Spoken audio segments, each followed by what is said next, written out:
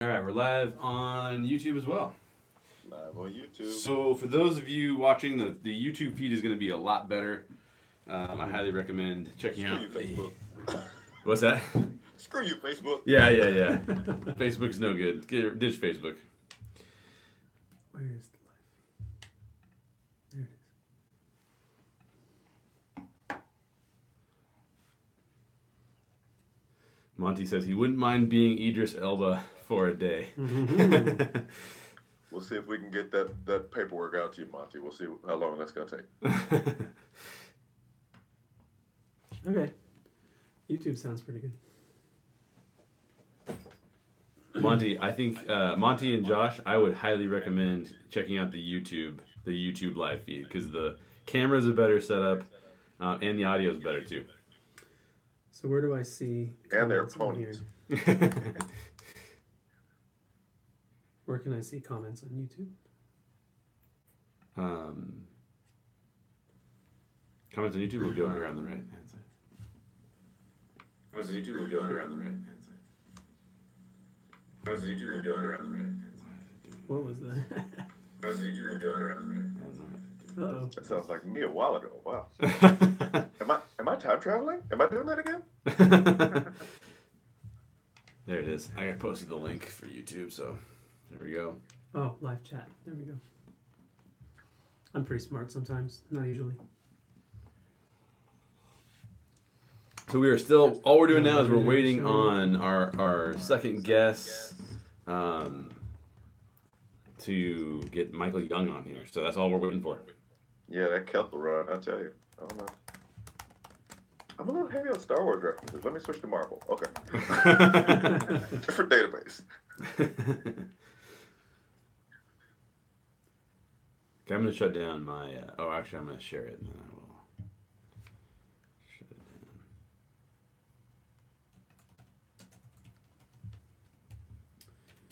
We have Monty on YouTube now. Double your Monty, double your fun. Yeah, the resolution on YouTube is not good. Oh. Thanks, Obama.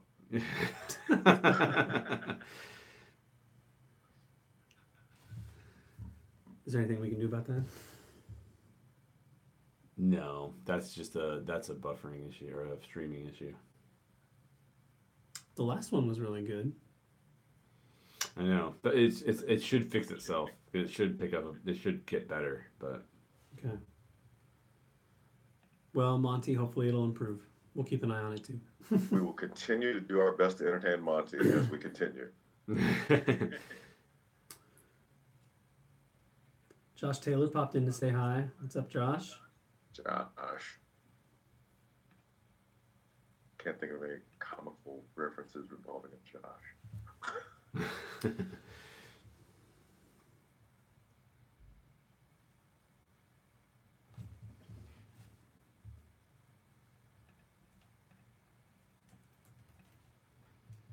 Okay. Also, to everyone listening, I'm going to apologize in advance if a really adorable 8 and/or 14-year-old starts howling or bellowing in the background, as I will try to be fast with the mute button. Yes. But I'm also pretty drunk, so it's hard to say whether I'll be able to get that done.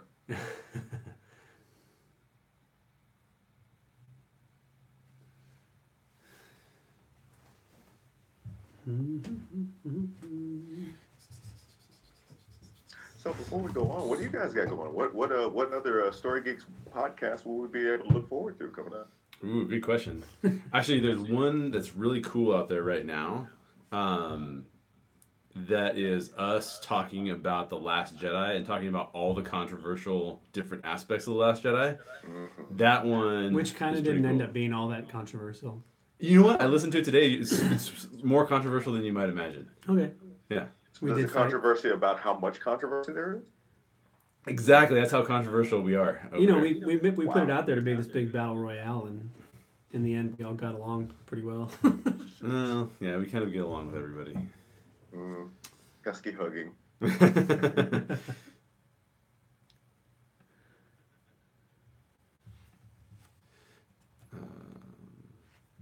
All right, so we're just waiting on Michael Young. Let me see if he has sent me an email at all.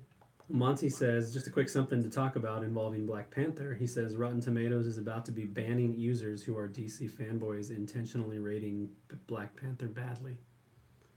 I'm okay with that. Yeah. That sounds fair. You know what? I hate the trolls, man. You know, Yeah. if you have a serious dislike of it because you've seen it, fine. But don't be a troll. That's just messed up. And still, don't be a jerk about it. Like, if someone else wants to like it, That's true. let them like it. That's true. Unfortunately, we have a cultural bent these days to say that what other people like is not good unless it's the thing that I like too. And any contrary opinion to that means not just open warfare, but eternal and an undying enmity. That's the for sure, man. So, yeah, sorry. How Monty? How's the audio on YouTube? Can you hear Hannibal all right? Can we hear Hannibal all right? It's hard to tell. He says it's good. Good. Sweet. He also says DC fans said that allegedly Disney people rated Justice League poorly because it wasn't as good as insert any Marvel movie. Well, Which is kind of true. I mean, it wasn't. Well, from a certain point of view, I mean, because here's the thing about actual people at Disney, they don't care. They don't care how much your movie makes. They don't care what people think of it because they're like, we've got the Avengers and Star Wars. What do we need to care about you for? Yeah. So, yeah, that was definitely not, a corporate edict at the Mouse House for people to go out, get on your Rotten Tomatoes, kids. Just go out and tear down that Justice League movie. That Superman's bad mustache isn't going to do it itself. Oh, man. I like that. We get the Mission Impossible trailer 6. Mission Impossible 6. Trailer. I'm going to start this over. The trailer for Mission Impossible Fallout comes out on Sunday. Nice. So we can finally see if that mustache was worth it. All I've seen is a picture of Cavill walking toward the camera with the mustache on, and Yeah, what's up? Can y'all hear me? That's all I've seen. Yeah. Yeah. There's a little bit of what do I want to call it? Feedback. It is? Yeah. Or a hiss. Yeah, like a hiss. All right, let's see. That's a lot of his. That's Michael. Hello. Yeah.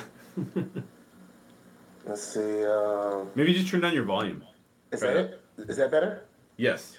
That It is a sounds little like you're better. broadcasting from a rainstorm. Is it better now? Or is it still? It's better now, Oh, yeah. now it's echoey. That's okay, though. A rainstorm in a tunnel. A rainstorm in a All right, tunnel. let's see. Hold on. Michael Young of the Quiet Storm, baby. Broadcasting live. Hannibal's got the radio voice too, man. He's good to go. And it's weird because you guys are echoey to me, but it's only me that's doing the echoing for you. Right. Are you wearing headphones? Yeah. That is weird, then. That is strange. I don't know, but hold on. Let's see if I can. See if you can. How about this? That's a little better. See if you can switch your mic. Like, is it picking up your mic or is it picking up both your mic and your computer? Good questions. Well, I'm hearing you guys from the computer. I'm not hearing me though. So you hopefully you won't have to hear yourself, but you're hearing us from the computer, like not your headphones. Well, no, I'm sorry. I'm hearing you from my headphones, Okay. not from the actual PC though. I know Monty's fascinated by this AV stuff. He loves it. All right. How about this? That's way better. Is this better? Yep. So, All right. Is it hissing anymore? Or? No, it's better. It's a little echoey, but you're not bad. So I think we should just go for it. It just makes you sound more important than the rest of us. No, it doesn't. All right, so look. Supremely the nerd soul. Okay, so what we're gonna do is I will kick us off, and then we'll prompt you guys. So we have a longer intro that we do live now. So let me go through that, and then I'm gonna kick it over to Daryl. He'll introduce you guys. And for those of you who are already watching, enjoy the behind the scenes. Enjoy the behind the scenes of the Story Geeks podcast. All right, here we go. Oh wait, I need to get my. Well, no, we're gonna pause. Cocktails. Where is it? You sent it to me. Why is it not showing up? Oh, I'm in the wrong thing.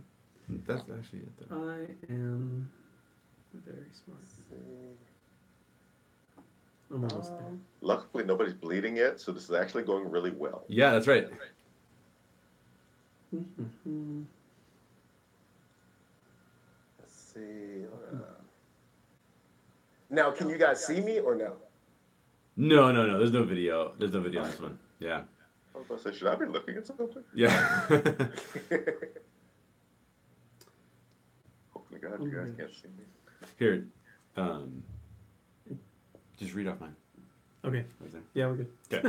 All right. So, 3, 2, 1.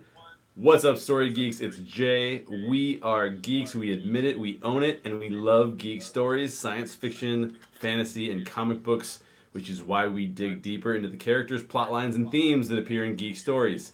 And we'd love for you to join our conversation. Make sure you're subscribed on our blog, iTunes, Podbean, Stitcher, or YouTube, and leave us a comment. If you're watching live on YouTube, which many of you are right now, you can even ask us questions while we're streaming. But it's tough for you to do that if you're not subscribed, so start there, click that subscribe button, and make sure you give us a like while you're at it. Thanks for listening in. The Story Geeks podcast is produced by the Reclamation Society. That's right. So what's up, Story Geeks? I'm Daryl, and today our topic is Black Panther. So we're preparing for the new Black Panther movie. We're going to dig deeper into his character from Captain America: Civil War. So we're going to look back to look forward. So, and we might even talk about comics a little bit. In fact, I can guarantee we will talk about comics because I'm really excited about it. So Yeah, and our guests, actually, one of our guests is super into comics. yeah. So I'm going to introduce our guest. Our first guest is Hannibal Taboo. He has been on the podcast before. I've actually interviewed him on the podcast, and he was also a guest for Rogue One. How you doing, Hannibal? I cannot complain. It's a beautiful life. And I love Hannibal's voice as well. So I'm going to let you... Yeah, exactly. I'm going to let you talk a little bit about what you're up to, Hannibal, but before I do that, I also want to introduce Michael Young, and if you're a listener of the Story Geeks podcast, you know Michael Young. He's been on the show... 3 times? 3 times, I think. Yeah, Twice? yeah. Something like that. Justice League, The Phantom Menace. That 5-timers jacket is right around the corner. Yeah. Oh, I know. Race you. Exactly. You guys are like neck and neck. Hannibal, why don't you tell us a little bit about what you're up to? We know you're a comic book writer, so tell us a little bit about some of the stuff you've been writing and releasing. Yes, sir. So much going on right now. It's been a really busy January for me.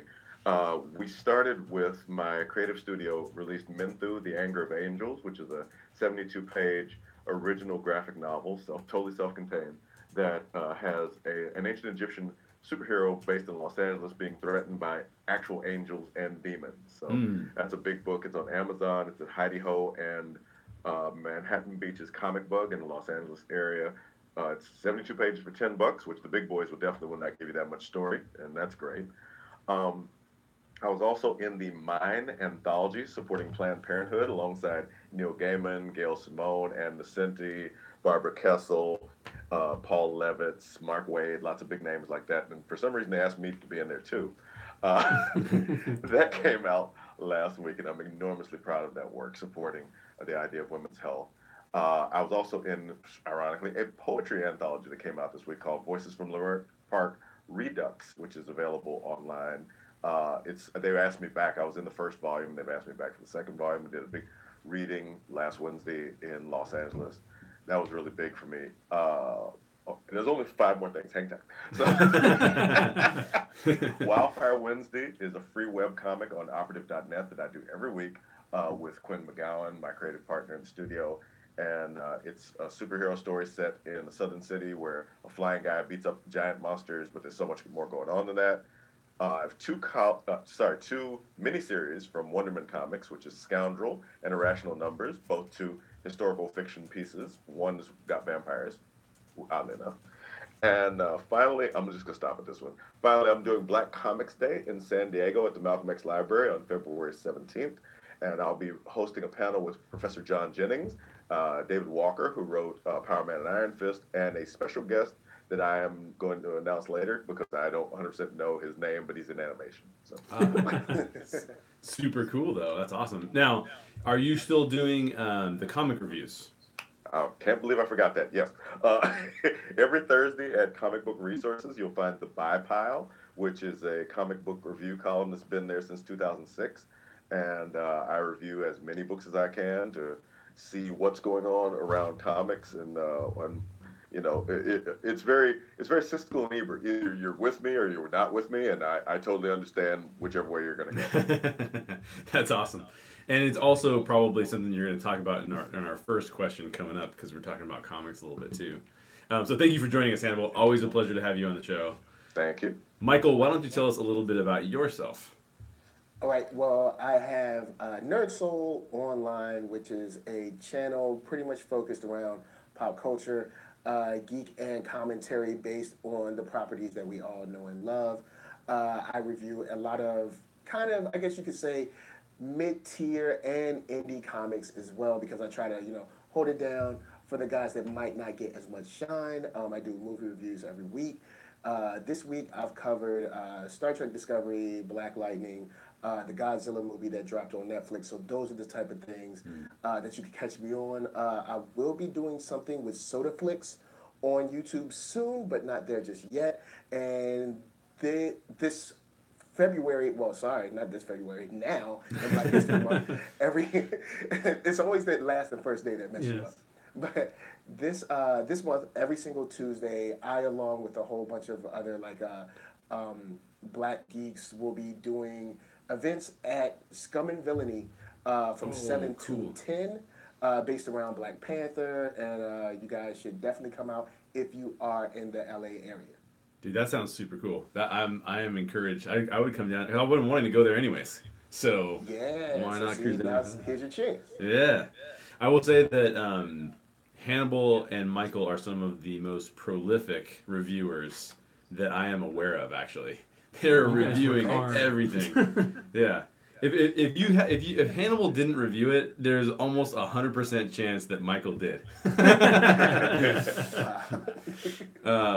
Cool. Well, we are going to dig deeper into Black Panther, and this movie is early reviews seem good. It's getting a lot of pre-sales, so it's going to be really exciting to see this. We're going to spend most of our time talking about Black Panther as he appears in the MCU, the Marvel Cinematic Universe, which means we'll be talking about his appearance in Captain America Civil War, because again, this is basically us prepping for the solo film that he is coming out in. But before we go there, and I'm going to start with you, Hannibal, on this one. Have any of you been longtime Black Panther fans, and how do you feel about Black Panther's origins and his story as told in the comics? Well, I really got on board with Black Panther with Christopher Priest's Marvel Knights run. I'd seen Black Panther, of course, because, being, a Black comics fan growing up in Memphis, anybody Black in the comics, you're going to see them, you're going to look for them, and you're going to try to see what they're doing. But he was almost always standing in the background, and ironically, so this is played upon early in Priest's run, that he never really did anything really impressive. And his own book, which had time-traveling frogs and a midget with an eye, with like a monocle, it was all very ridiculous at the time. Kind of the way that a lot of people look at like the Tom Baker Doctor Who. But when you read Priest's run, it gave resonance and meaning to all those things. I won't spoil any of it, but that's why I really got on board as a fan of Black Panther all the way in. And he showed the relevance and the possibility of the character, which finally was realized. So I've definitely been a fan since then. There used to be, my favorite week was when used to be Black Panther and Transmetropolitan used to happen the same week every month, and it was the best freaking week ever. That was where my real grounding in the character came from. I had an understanding of him prior to that because like I said, it's not like I wasn't going to pay attention to the Black guy, but it was good to see him taken on by somebody who really had an appreciation for what the character could be. That's cool. That's really cool. What about you, Michael? I came on at Reginald Hudlin's run. So I knew about him earlier before. He had been in a couple of the animated series, just here and there sprinkled in. And I remember seeing him in some comic pages, but I just knew him as the Black Panther. I didn't really know anything about his origins and this, that, and the third. But when I guess I was in Marvel heavy at the time when Reginald Hudlin stuff started. So I picked it up. I really loved it. The art was on point for me, so I stuck around. The stories were great because I love how they kind of weaved how he dealt with his life as a king and how he dealt with his country standing amongst the world. Because he dealt in that, I guess in that run, he dealt with the X-Men some. He dealt with like the UN and stuff. He dealt with like Iron Man, Captain America, and stuff like that. So he really got a chance to show every single part of his being, not just hey, I'm the king, but I'm the king. I'm also a fighter. I'm also getting married to Storm. I'm also running around trying to help people out. I'm also defending my country. Tons of stuff, and I had a ball, especially this. There were a couple of issues where Black Panther, Luke Cage, Blade, and I think Falcon were together for like 2 issues or like one issue real quick. Super cool. And it was super cool. It was when Black Panther was about to get married or something, and they went out to like I don't know, a bachelor's party or something like that. But it was really cool just to see them all together. Of course, Blade wasn't too keen on getting people's help, but it was still fun to see all of those guys together at once. Yeah, that's awesome. What about you, Daryl? So you know that feeling when you discover a new TV show that is amazing, like maybe the first time you watch Stranger Things, Oh yeah. or if you've never seen a Star Wars movie before, or something like that. That's kind of how I feel right now. I didn't pay a whole lot of attention to Black Panther growing up, just because I was more of a DC fan, and my Marvel exposure was mostly X-Men. Yeah. So it wasn't until later that I started getting into like, Iron Man and the Avengers and stuff. And by then Black Panther wasn't part of the Avengers anymore. So I feel like I'm late to the party because I've been diving in. And Michael, you talk about Reginald Hudlin's run. I've got it right here in front of me because I started reading it this week and I'm like, I'm loving it. So I'm so excited for the movie. I was already excited for it, but now I'm even more excited for it because the more I dive into this character, the more intriguing he is to me. So Yeah, that's cool. Hannibal, did you have something else you want to say? Yeah, I forgot something that one of the things that I learned after reading the Priest run, especially the interviews he did, was that because I was too young, I didn't even exist when the original Black Panther, comics came out with the Fantastic Four. That he, beat the premier super team in Marvel like by himself, and the idea that they had created a non-colonized African country using Ethiopia as their template, because most of the countries in Africa were conquered by one European party or another, but Ethiopia and the mythical Wakanda had never seen foreign invaders really take over their shores. Ethiopia eventually was taken over in like the 50s or something, but it's a very different perspective from the idea that most people have and the things that they see in the news or on television about continental Africa, and using that conscious choice that Stan and Jack made, and I really appreciated that. And I was sorry that it kind of fell by the wayside for the other storytelling that was happening, and ultimately, by the time I was born, wasn't even relevant. So, Priest brought that back, I believe. Yeah. So can I ask you a quick question, Hannibal? As a longtime fan, obviously, has the aspect of Wakanda being technologically advanced always been there, or did they bring that in later? No, that was always from the start, because when Stan and Jack had Reed get an invitation from T'Challa, that he was like, "What is this invitation? It's so high tech, and it's coming from what's happening? I got to go see what this is."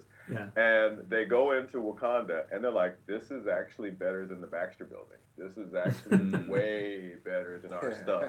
And T'Challa proceeds to literally whoop the entire group by himself. And remember, this is before he even had the vibranium suit. He was just a guy in like an outfit. So, and he handled them using nothing but Wakandan technology.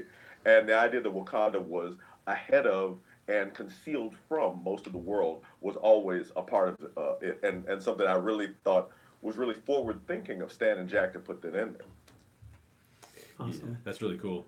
As for me, I have never read a Black Panther comic. Now, before you... I'm not done with this one, so you can't. Well, you can't after you're borrow done, it. I will want to read Stone it. the heretic. Yeah. Stone him. Exactly.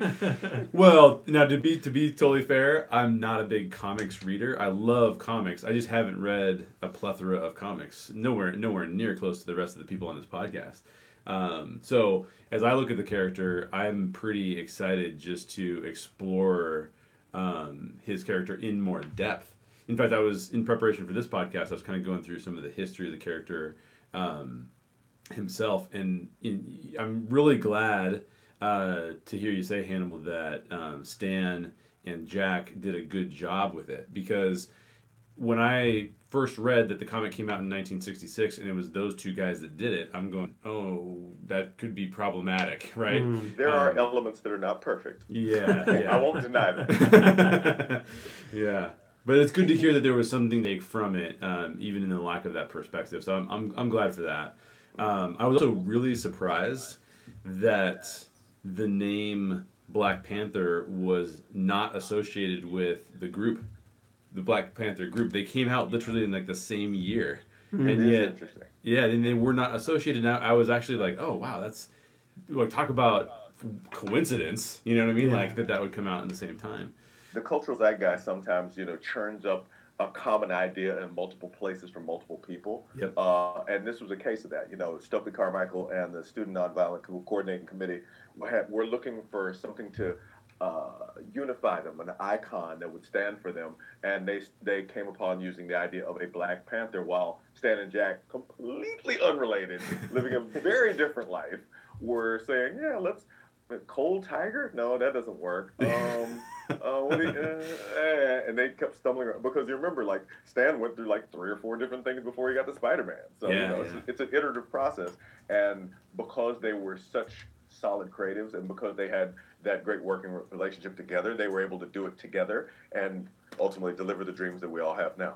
Yeah, that's really cool. That's really cool. So I'm very excited because I'll talk about this later, but I love the character from the films. I really like what Marvel's doing with it. So I'm excited about that. As for question 2, we're going to dig now deeper into Captain America Civil War, which is the first appearance of Black Panther in the MCU. And before we get into his character directly, we're going to talk about the setup a little bit, because the setup is really important to his motivations as a character. And the catalyst for bringing Wakanda and subsequently Black Panther into the film is that 11 innocent Wakandans are killed by the Avengers in Lagos, Nigeria, which prompts T'Chaka, the king of Wakanda, to condemn the Avengers for their inability to protect innocent lives. So this setup could come right out of modern day headlines, whether it's the U.S. operating somewhere or the UN operating somewhere. This can really come out of those same headlines. So my question for you, and we'll start with Michael, do you think it's fair to condemn the Avengers for their actions, and how responsible are they here as a setup to this story? It's tough, because whatever door you open, you leave it open for a whole lot of other people, like, nefarious activity and stuff like that in the Marvel universe to happen. But where he's coming from, it's honest and genuine. Like, he's not. I don't see T'Chaka's standpoint as someone who's just trying to point fingers. I think it's a very genuine point of view to say, hey, I know you guys have saved the world, and we have no qualms against you saving the world, but you do kind of roll around with no type of oversight at all.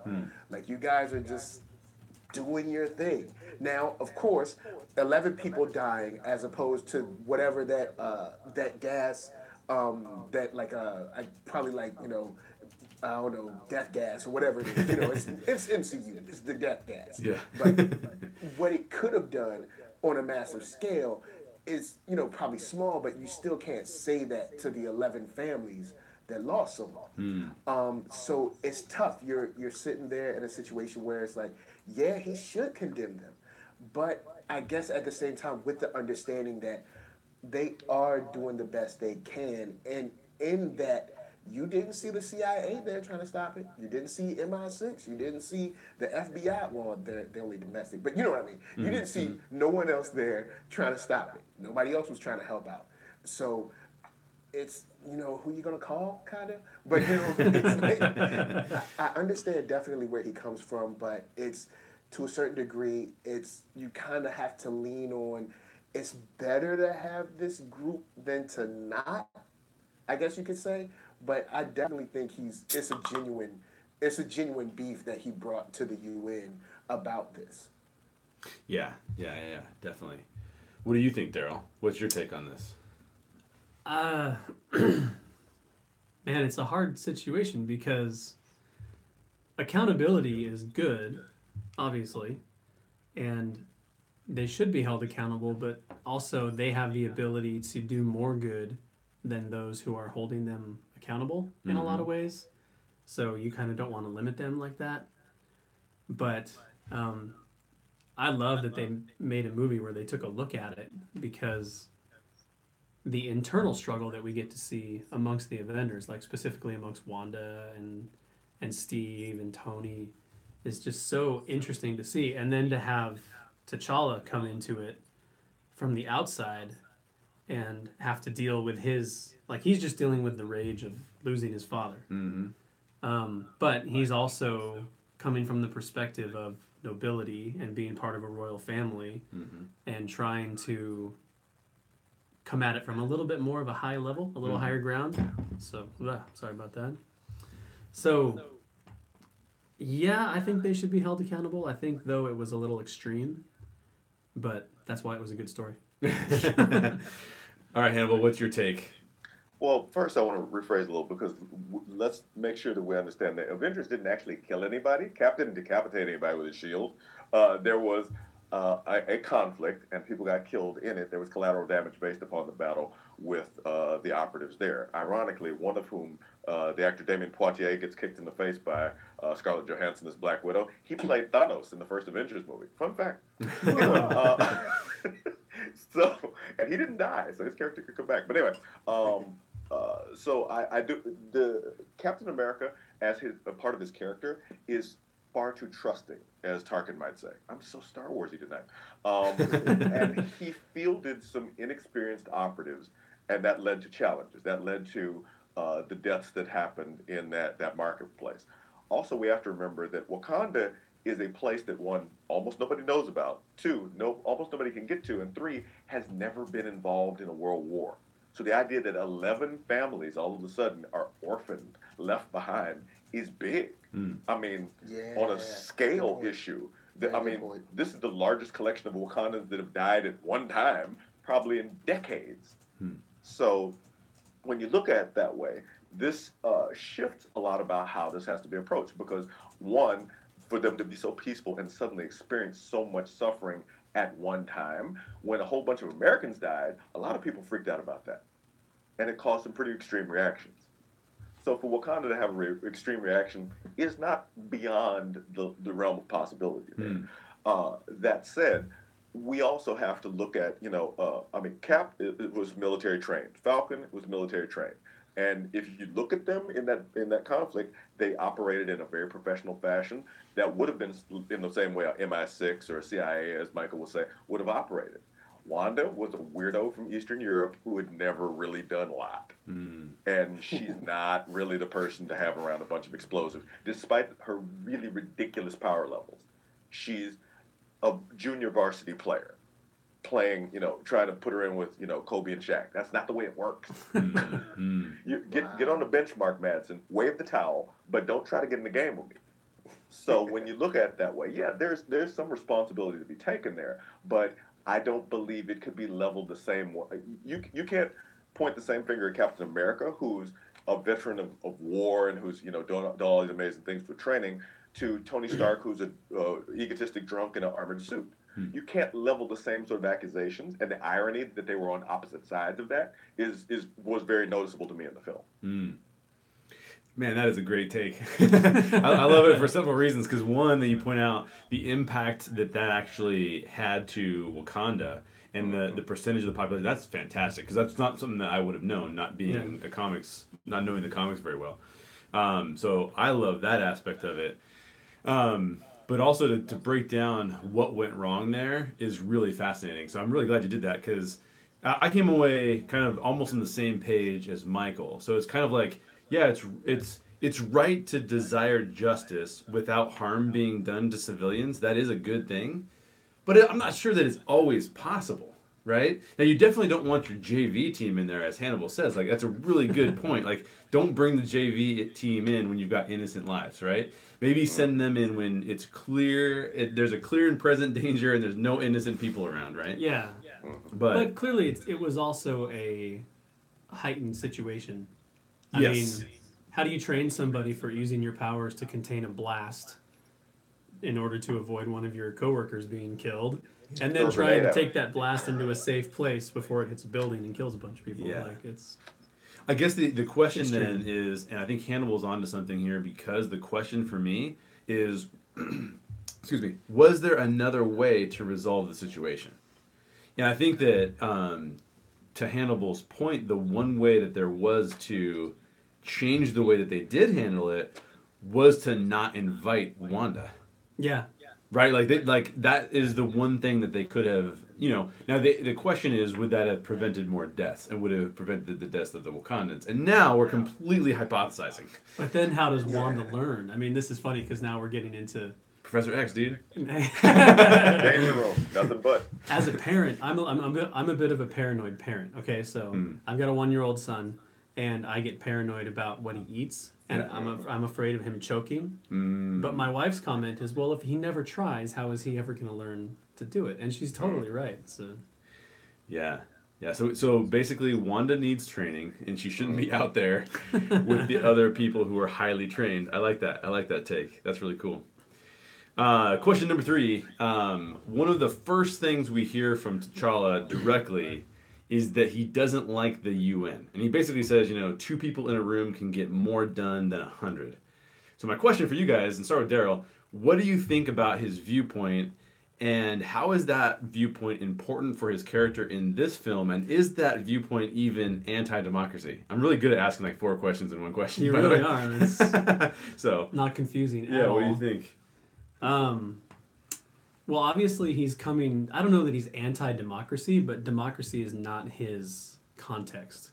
Yes. He's coming from a monarchy or something equivalent to that. Like he's a prince. His father is a king, and I guess his father's still alive when he says that. But he's about to become king, And so I don't know that he's against democracy per se, in a way, like in such a way that he doesn't care about people and doesn't care about what they think, because I mean we haven't seen him interact in the Marvel Cinematic Universe. We haven't seen him interact with his people yet, really.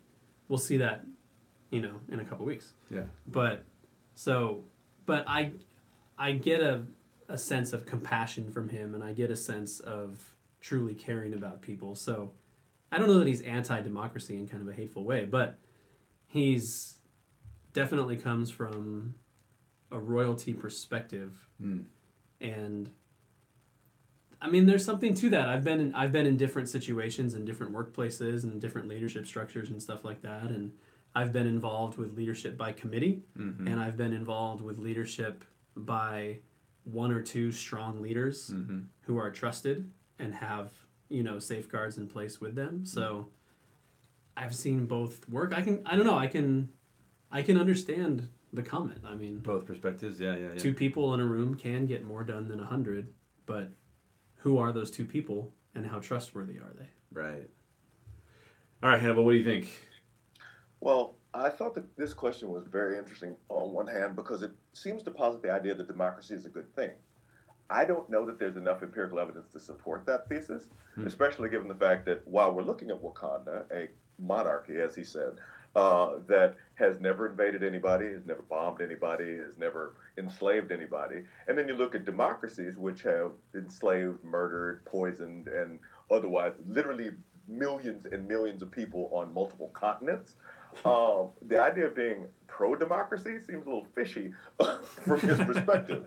All he has seen, all Wakanda has known for centuries is peace. And that's come under an autocracy. That's come under the rule of a single individual guided by a set of common principles and watched over by, a kind of a council of elders or what have you. There are certain tests and there are certain qualifications that he has to have to do the job. And T'Chaka, being fairly up in age, was still taking on all comers every year as the king. That's the job. You got to take on, and you'll see some of this in some of the trailers for the Black Panther movie.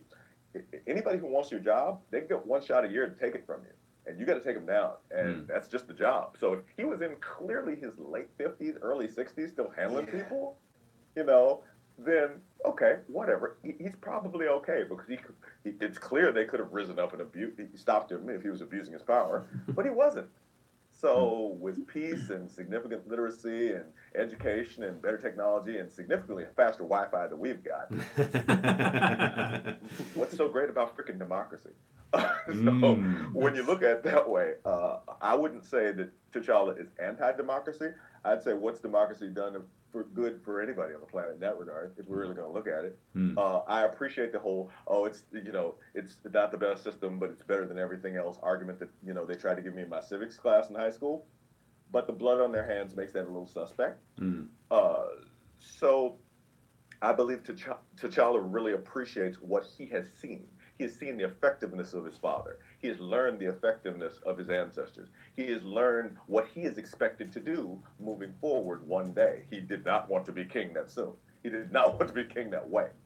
But he understands the effect that sort of autocracy can have if wielded effectively. And he sees the UN as and he's not the only person. I mean, the current president, for all his problems, sees the UN as a waste of time. Ronald Reagan was enormously circumspect about involvement with the UN. Multiple American presidents and pundits and people throughout history have said the UN is, a little too controlling, even with the ineffectiveness and the non-binding nature of the resolutions that they put forth. So, yeah. There are definitely concerns there that I'd be looking at, and if T'Challa weren't looking at them, he definitely wouldn't be as smart as he is. Yeah, let me throw out a quick Facebook comment. Dave Edwards says, can't address the movie, hasn't seen it obviously, but one of the burdens of democracy is bureaucracy. Nothing moves slower than bureaucracy. Yep. Spoiler alert for my answer. And then, sorry. And then he says the saying is, a committee is where good ideas go to die. Yep. So before I go to Michael, I just have to make a comment because this is one of the reasons that I actually love having Hannibal on the show is that I guarantee you he will come at one point with a controversial answer. And I love that. I love that. Michael, what do you think? Well, he's got a reason to not like the UN. And we don't know how much context we have because in the Civil War we only see them once they meet. But in the comics, the UN and the outside world isn't too keen on Wakanda, and they never really have been. So he probably has that history behind it. He probably also has the history of crowdsourcing, crowdfunding, committee, bureaucracy, all that. It's a lot of people arguing with nothing happening. Like there's a lot of people like, we're gonna plan this. And it's like, okay, well, when does the planning phase end? Oh, we're still planning. Didn't you start planning like 6 months ago? and so T'Challa's probably looking at it like, look, I don't like the UN, they're a waste of our time. We don't like them, they don't like us. We're not letting them in to, check our resources or see whatever, or humanitarian, resources or whatever it is. We're not letting them in, so they don't like us for that. And I don't like them because they waste other countries' time. Because he's probably looking at, because of course, even though they're a monarchy, you don't hear about poverty, and I don't think I ever remember reading about poverty and all that in Wakanda. But he's probably like, these guys are trying to tell us what to do and make us come to them and talk, and they can't even get poverty taken care of. They can't even do that. Like they can't even do something simple, because it's not like there isn't enough money in the world. So it's like they can't even handle that. So what do they need to talk to us for? So that's a viewpoint that I think he already has with him. Also, the fact that with the monarchy, like Hannibal was saying, you have the Council of Elders, and they make sure that you're groomed to be a leader, and you're kind of like, I guess, kingly by the time you get there, if that's a word. But he looks, and you're like, well, you have democracy, and you think that's great, but you guys are always like electing someone who is like super not fit. Whether it's for like the mayor, it can be for the school board. It'd be like this person should not be on the school board. And it's like, this is what democracy gives you. So he's probably looking at it like, this just coming to them is a waste of time. So, when you have someone who is in a monarchy, someone who is a prince, someone who is being groomed to be king, something that you don't see any value in, especially something that's going to waste your time and you feel is going to fall on deaf ears, which in this movie doesn't really fall on deaf ears, but for the most part would fall on deaf ears. He feels it's a waste of time, and I see exactly why, because democracy has, like Hannibal said, it hasn't been the best, and depending on how you grew up, democracy isn't the coolest. Now, democracy isn't the worst thing in the world, nah, but I wouldn't say it gets an A plus. So you got to look at democracy sideways, like it's about a C. It's a strong C, because it depends, and you have a lot of red tape, and things move super slow. And like he said, 2 people in one room. If you're 2 people on the same page, you can go to the moon and back before the committee of 20 or 30 can even decide what shoes to wear. So I understand where he's coming from, and I'm no I guess democracy hater, but it works for Wakanda, and it works very well. So I guess that's the best I can say. Yeah. Hannibal, do you want to jump in with a comment? I'm not going to say whether I'm a democracy hater or not, but I definitely try to run an autocracy whenever I get in charge of something. I'm not going to deny that. Or as that wise man once said, no time to discuss this in committee.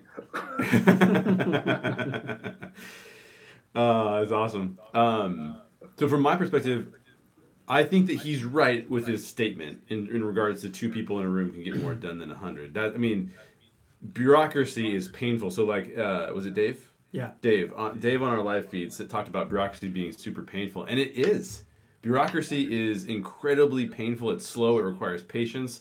I work with startups, and so I can see how fast startups can move in comparison to bigger organizations. And bigger organizations, it is just brutal to watch them move. It's so frustrating. Sometimes they will go out of business before they're able to actually move into what they should be doing. Wow. So I've been in those businesses. Yeah. Oh, it's so difficult. It's so difficult. It's so painful. I do think, however, that more perspectives do give us a better picture of what is truly happening. So, for example, I would have no clue on this podcast that Wakanda is well run and performing well if I didn't talk to Hannibal and Michael, right? Or you. So, when I say you, I'm pointing at Daryl.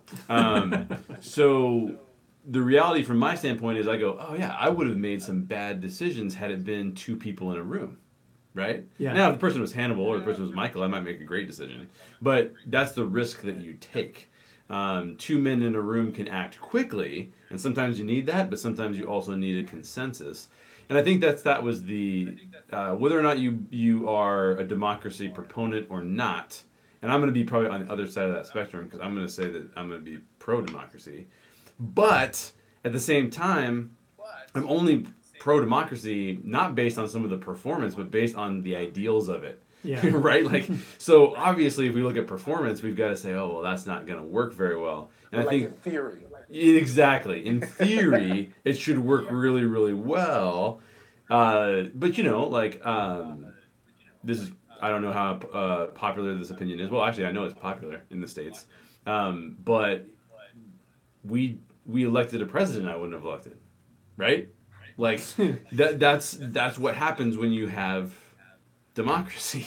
Now, granted, I think that when a monarchy it's kind of one of those things, like you dream of a monarchy that's run well, but a monarchy that's run poorly it can be even more oppressive because of there's no lack of constraints there. Yeah, that person can do whatever they want to. Now, you guys have referred to Wakanda as having a council of elders as well, which is a form of checks and balances, and I think that that's good. But it is an interesting question. So maybe something where there's like 2 people in a room, that are well vet before they get in there. Yeah, because in the end, it all comes down to responsibility of Right. individuals, right? If you're talking about a monarchy, how responsible and trustworthy is your monarch? Yep. And if you're talking about a democracy, how responsible and trustworthy are the people? Yeah.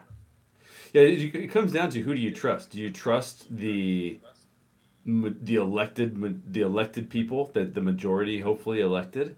And obviously we can get into that. The whole point of this isn't to get into a big discussion about politics per se. What it is more is to say, is T'Challa right with his opinion, and how does that play itself out over the course of the movie, the course of the film? And so I really appreciate his perspective. I come from the startup world, and I left an organization that I felt like was moving far too slowly and was going to die. I left that organization because I felt like it was not making good decisions, and that it was tying itself up. And I left to do a startup. Now I work in education, and education is a giant bureaucracy. So now it's a whole other story. But I do love startups because of that. But think of all the stories we've had coming out of startups doing things really wrong and doing things in very damaging ways. Yeah. So Yeah. there's got to be some kind of accountability. Well, here's another knock against democracy, I guess you could say. All right, democracy sounds great. Everybody gets their say, right? Everybody gets to say, woohoo. Well, I'm sure you guys have all, we've all been in a situation where us and our friends were out late one night, maybe after a party or the club or a get together or whatever. And you and maybe four other people are trying to decide where to eat. that discussion, that discussion between IHOP and Denny's and Waffle House or whatever goes on for 30, 40 minutes. You got it done in 30, what to 40 eat. minutes? I'm impressed. Because Denny's has better burgers, but IHOP has wings, and well, their pancakes aren't as good as such and such. Well, Waffle House doesn't have pancakes at all. And then next thing you know, you've been going back and forth for 30 minutes. And T'Challa is looking at that type of stuff like, yeah, I would have just said, we're going here, and that's where we would have went and did. That's what I do. I lost all form of objectivity because now I'm just hungry. That's awesome. I love that discussion. So, but we all agree. One point we definitely all agree on is that you do need that perspective that he has. The application of that perspective does matter, right? Yeah. So it's just a matter of, yeah, he's right. Sometimes you need to be able to act quickly. There's no question about that. Let's also factor in while we're here that not just anybody can run up and a rich hotel and entrepreneur moron can't become the Black Panther. You have to not only go through a lifetime selection process, you have to be chosen and accepted by the Panther God. That is built into the job. Oh, yeah. And if that's not the case, if the Panther God looks at you and thinks that you're crazy, you're not going to survive long enough to become king. And That's don't the you way the have system works. to? I mean, I'm running off of only one issue so far here, but don't you have to like beat the previous Black Panther in a fight too? You have to, well, if the previous one is alive, then yes, if Yeah. that's what's happening. Or if the previous one is not alive, there's in the same way that the Klingons have their trials that they have to go through, there's like 7 people that you got to beat to be the king. And like each one is tougher than the last. And each one of them tests you in a different way. And they're not all physical contests. They're not all punch knockout fights. Somebody wants to play chess, and if you can't beat this guy, you're not gonna be the king. So when you look at it that way, when you look at the deservedness that somebody has to have built into them, as well as the nod from boss to Panther God, then yeah, when people say, yeah, okay, I guess you're in charge, that's fair. You seem to be all right. So actually, walk us through this process. Just like how what is the step-by-step process on how someone becomes king of Wakanda? With or without the previous one being alive. Well, and also to clarify, at least in the MCU, king does not mean Black Panther per se, right? Right. There's separation between the two. True. Yeah. I don't know if that's true in the comics, but It is true. It is true, as a matter of fact, because the idea in best case scenario is that the king of Wakanda is also the chief of the Panther clan, who is the lead religious and spiritual body in Wakanda. That's the idea. There have been times when that hasn't happened. When in the comics, when Shuri, his sister, took over as Queen Regent, she was the queen, but she was not the leader of the Panther clan because she had not gone through the appropriate trials, she had not taken the heart-shaped herb, she had not done this and that, and yada yada yada. So she was the head of state, but she was not the head of the country's idea in that regard. So that kind of step-by-step process becomes pretty involved when you start out with, like I said, you start out, you're training as a kid, that you're like, this is what you do, this is how you speak to people, this is what you do. And, if you're a jerk as a kid, they're going to start noticing that pretty early, yeah, you're not going to make it to the throne, player. It's not going to work. And then you go on and you're trained and you're able to travel and do education. For example, T'Challa, as in the comics, went to college with Reed Richards and Bruce Banner and Dr. Doom. They were all like classmates at Empire State University. So really, yeah, I know, cool. Their frat parties must have been sad. So he was able to get a wealth of knowledge outside of Wakanda because most Wakandans who do this go and travel under assumed identities. So, Wakanda is very secretive. And I believe he was called Luke Charles or something. And he got like a degree in education or something. But he also, was studying physics and, astrophysics and genetics and all the stuff that he was actually really interested in as well. So he did all these things and he proved himself to be worthy. And once he came home, he had to go through the trials, go through the seven elders, be able to beat all of them at whatever they had to beat him at. And then after all that, he went into, I think it's the fall, there's waterfalls in Wakanda. And he has to ingest the heart-shaped herb, which is this mystical / scientific thing that will essentially make him into the equivalent of a Captain America. He can run as fast as any Olympic runner. He can lift as much as any Olympic lifter. He can jump as far as any Olympic pole vaulter, yada, yada, yada. Which we definitely see in Civil War. Yes, sir. Chase scene with him and Bucky. And What's interesting about that, he wasn't the king yet. He was still a prince. Yeah. He was in street clothes and keeping up with these guys until he put on the outfit. He took on Winter Soldier with just like some Nikes on. Yeah. So, yeah. He was wearing like Old Navy. He was like, I got this guy. That's a good advertisement for Old actually. It's old Wakandan Navy. So, that's awesome. So once you go through all those things, and once you ingest the herb, and at that you're confronted by the Panther God. The Panther God looks into your soul and says, yeah, you're okay. And then you can go out. If not, then the Panther God's going to eat you and you're going to die. Wow. Interesting. Whoa, the Panther God eats you. That is not something you want to fail at. So you can't just be like, all right, I'll give it a shot. Yeah. What's the worst that could happen? What happens. Yeah, no. So this is great because I don't have any of this background with this character, so I'm super stoked that you guys are on this show with us. Now, my Correct question... me if I'm wrong, Internet. Y'all know I'm crazy. Crazy in all the best ways.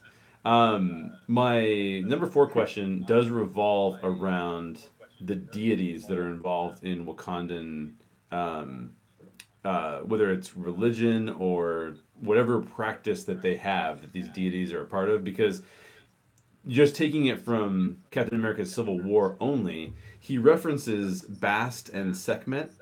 And my thought was that those were Egyptian gods, which kind of surprised me because I wasn't expecting them to be Egyptian gods.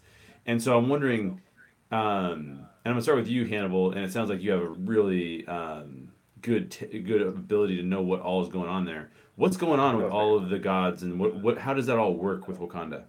Well, one of the common misconceptions is the idea that Egyptian gods are not African gods. That before the Hyksos invasion of the 7th dynasty, that it was not a purely, and I mean completely homogenous African society that very clearly made its ties from Nubia, from what would become Ethiopia in that regard. So the idea, there are analogs apparent in many forms of African spirituality. Heru, who most people in the West know as Horus, is an easy parallel to Shango in West African Ifa. Papa Legba and Vudun or Anansi are easy parallels to the tricksters Impu and Sebek, who are what are the Greek names for those? Anubis and I can't remember what Sebex is. But anyway, in Egyptian spirituality, which is also called Kemetic because they called their land Kemet, Wakanda did not suffer any of the challenges of colonialism. They never had Jesuits, stormtroopers parachuting in with a knife in their teeth to colonize these people. So the idea that they would be closer to the source of the original ideas of African spirituality is not very hard for me to accept. They are very close to it in terms of their behavior. Chadwick Boseman talked about in interviews that he worked hard to find an accent that was not an anglicized one, not a francophone one that would not show signs of somebody who had grown up in a colonized society. That he learned English as a second language for kicks, not because it had been forced upon him at an early age.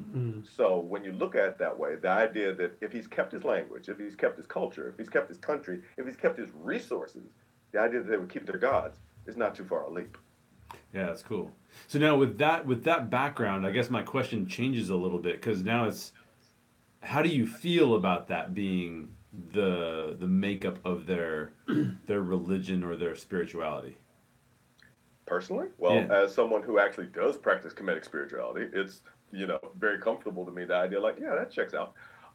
So when my daughter she's 8. When she's sitting in the theater next to me, she knows who Bast is. She knows what Bast looks like. That's not going to confuse her at all. She's going to see a representation of herself on a movie screen in a multi-million-dollar movie, and that's very rare for our family. So I'm pretty happy to see that. So now is that something where that's a spiritual perspective, or are those more of like in other words, are those actual gods there? Are they spiritual beings that exist, or is it ancestry, or what is that character? What's going on there? Oh, well, to break that down, the idea of Kemetic spirituality is that there's only one thing in the universe, and that thing is God. And that everything that you see is a reflection of that, in the same way that you can shine a light through a prism and see a whole bunch of different colors, but still the same one light. So Bast is a reflection of God in the same way that Sekhmet, Ptah, Jehudi, Heru, whatever. They're all different perspectives shining through the prism of your own personal experience of whatever's going on. So Bast in particular is both creativity and a kind of almost it can get as far as Sekhmet because Sekhmet is just pure destruction. And there's a balance between those, which ultimately becomes the Panther God in the spirituality as I've perceived it in both the movies and the comics. So for me, when I see that, I see okay, you see things the way I see. You see that there's only one thing. So when you see Zemo, you understand that this is a reflection of divinity that you don't like. That doesn't mean that you have to stop acknowledging the divinity of it. And you see that in Winter Soldier in the way that he ultimately turns that he's like, no, I will not kill you. You will face justice for what you have done. But my need for vengeance does not supersede who I am. And that spiritual grounding as a character was very clear to me. I mean, it sounds like the stuff I tell my kids. It sounds like the stuff that I was told when I came up through the Kemetic tradition. So for me, that's all enormously good to see on screen because as someone who believes in traditional values that may be a little bit older, I find that all good. Wow, cool. That's awesome. So, and really fascinating. So thanks for sharing that. What do you think, Michael? How does that affect you? It it's just another piece of I think Marvel really going the extra step to try to make this as and I know of course Black Panther isn't a real person, he's a character, but to make this as true to Black Panther or T'Challa as it can possibly be. Because they could have completely left Boston and all this stuff out of it. But to say, hey, we're gonna put this in, we're gonna make it a part of his being, I'm I'm proud to see that. Like even though someone who doesn't follow like Kemetic tradition or spirituality or anything like that, it's just beautiful to see because this is something. Black Panther is a movie is that in my mind was never ever going to happen. So now that it's happened and it's happening the way it is, that they're being like completely open with, his spirituality, his past, the people around him, his loves, his hates, all of that. It just makes it, I guess, more realistic to him and his and his tribe, his people that are around him, because it's the Egyptian gods, which like Hannibal was alluding to or saying, was basically, it was never really said that this wasn't, like these weren't the gods of the rest of Africa, or that other people didn't study them. We were just always told, oh, these were only Egyptians' gods. Like, so, like, like say, Ghana didn't have these gods, or like Ghana didn't ever even know about these, or, whoever else. It was just always told to us as these are Egyptian gods. So in this case, I love the fact that they're getting a platform to be explained, to be seen, to even be discussed. And the fact that we're gonna see it with a budget like this, like he was saying, I still can't believe that we're seeing this. But I'm glad that they got a mention, and I didn't think we would ever see the Panther God, but now that I know we're gonna see it, it's just, man, I'm excited. And hopefully Disney, if you're listening, I did put in my email. I really, really want to see that early screening. But it just makes me proud to see this handled with care. I think that's because it could have been completely just forgotten and washed out. But I'm glad that they're taking it on and giving it an honest viewpoint through the eyes of the people that respect and serve that. So it's just dope. I just think it's dope. It's another part that goes to make this movie the serious representation that it is. Yeah. What do you think, Joe? Gosh, I mean, what else is there to say? I don't have a whole lot of context around those gods. To be honest, I couldn't even remember the point in the movie when he says that. Oh yeah, he says it when he's sitting down on the bench talking to Romanoff. Oh, right. When he talks about death being Black a stepping off point. Yeah. I actually, so just to not make you feel like you're the only one, I was like, oh, because I'm watching with subtitles. Yeah. That's how I do this. I watch with subtitles so I know what they're actually saying. Yeah. And I'm like, I've never heard of that before, so I had to go and look it up. Yeah. So I mean, I don't have a whole lot of context into that culturally, but I love, like Michael said, I love that they're putting that degree of depth, and they're putting that degree of sort of, background into T'Challa, even as a secondary character in Civil War. Right. And I mean, obviously they knew there was another movie coming, but it's just cool to see that. And, Michael, you mentioned this movie was never going to happen. It's funny because as I start to read these comics and as I'm really diving into this character, I'm surprised that Guardians of the Galaxy got made before this did. Because you, as well as many other people. I know, because this is way more interesting. And it seems like such a better premise for a movie than Guardians. I mean, I love Guardians, don't get me wrong. But I'm just confused as to why they did that before they did this, because this seems like way more of a sure there bet. are opinions. Yeah. Well, really quick, I remember, is it Joe Desposito, or I think it's Joe Desposito, made the statement about Wakanda being hard to create because most of the movies they do are in New York, and Wakanda's just so hard to do. Now, mind you, he made this statement after Avatar had been created, after The Matrix had been created, after Lord of the Rings had been created. Come on. Now, someone like me that loves... And they made Asgard, too. Yeah, Asgard. and they made Asgard. So, someone like me that had seen these movies, loves these movies. There's a lot of walking in Lord of the Rings, but I still got love for it. There is a lot of walking. Excessive amounts of walking. I also love that as you get passionate about this, your voice gets a little bit more echoey. Oh, sorry. That's perfect. That's good. It's good. It's more and more epic as we go. It's just, it was received, at least by some, to be, how should you say, a bunch of malarkey. So, but I had made my mind up that we're never going to see this movie. We're just never going to see it. We're never going to see the movie.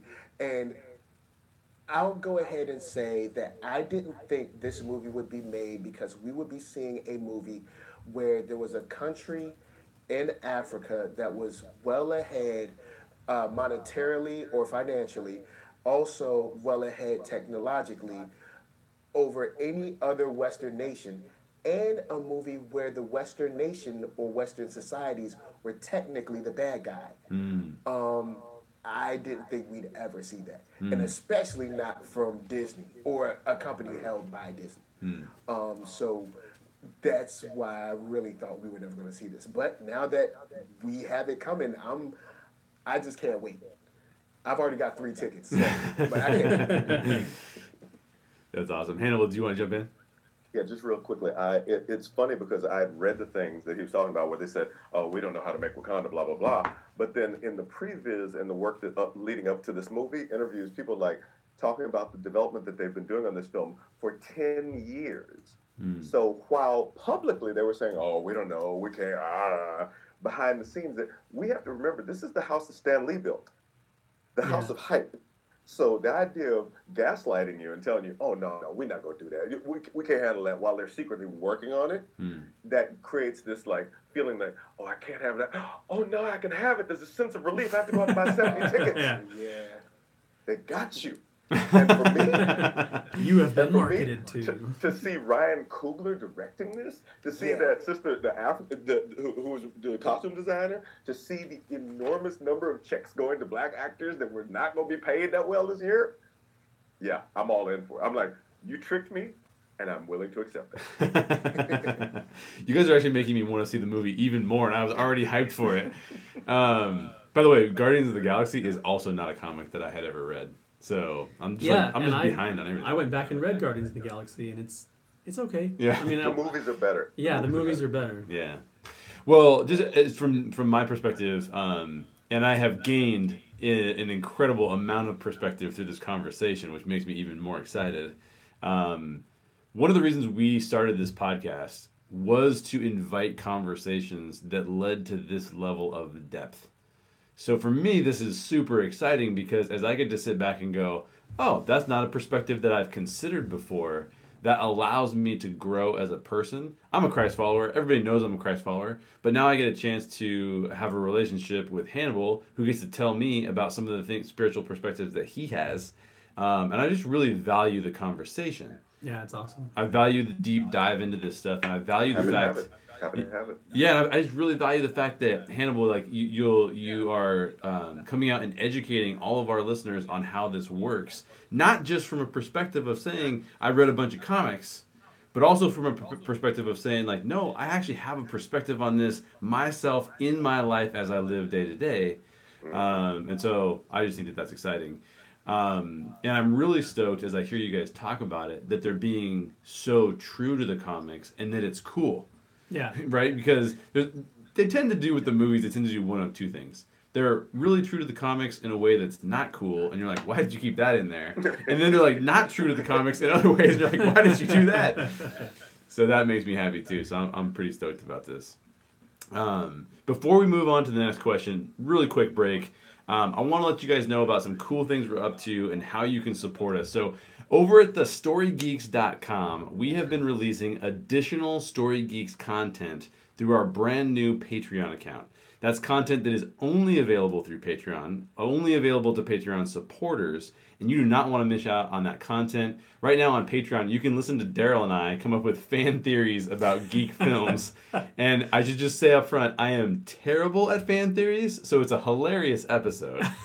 And you don't want to miss my thoughts on how Kevin McAllister from Home Alone is actually connected to DC Comics. I don't remember that. I gotta go back and listen to it. Oh yeah, you've got to go back and listen. Yeah. Oh yeah, it's good stuff. It's good stuff, and how terrible it is. So it's completely ridiculous, but maybe also a real thing. You never know. And maybe it should be a real thing. We also had an epic Network 1901. Our friends out at Network 1901 / the Story Geeks Showdown, where we break down all things The Last Jedi, all the things that people either loved or hated. We gave our perspectives on all of those things. So you can catch the first part of that episode. It's available to the public. And then the second part of that episode, where we get into like the throne room and Snoke and all that kind of stuff, that is only on Patreon. Yeah, some of the best stuff ended up on Patreon. Exactly. So you do not want to miss that. Special thanks to Dale and Shannon from Network 1901 for joining us on that episode. And if you want a definitive breakdown of all that film's most controversial scenes, definitely check that out. All you got to do is support us for $3 a month. That's it. It's not a lot of money. It's literally less than a gourmet cup of coffee. So, and that's just once a month. So if you go over to thestorygeeks.com and you can subscribe there and support us there, we would be super appreciative of that. Yes, please. And that's me. That's done. That's me done marketing. That's me finishing up the Stan Lee portion of the show. Yeah. So let's jump into question number 5. And Michael, I'm going to go to you first on this one. After his father's death, T'Challa dons the Black Panther suit and makes it his mission to kill Bucky Barnes, who he believes is responsible for his father's murder. And I just want to get your guys' take, and starting with you, Michael, on T'Challa's response to his father's death. Is that response justified? Yes. Yes, it is. You kill my daddy, you gots to die. Go down. Yo, look, you know, if anybody killed one of your loved ones, your first response is like, yo, they gotta die. Like there's no like, you know, jury, there's no trial, there's no nothing. You gotta die. Like, especially when you have the power to do it. Like, say, you know, like me, you know, I don't have a specific set of skills or anything. I can't do anything like that. But, you know, if I'm the Black Panther, I can actually track you down and, you know, kill you. But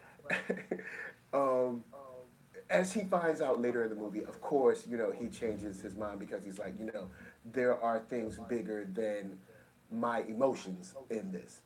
But yeah, he's completely justified. I'm not a super proponent for eye for an eye, but there are cases where I do see that it is valid.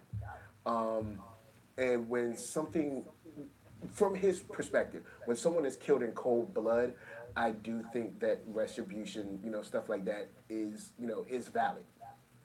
But you know, of course, eye for an eye is not always the greatest. You know, for most things, no.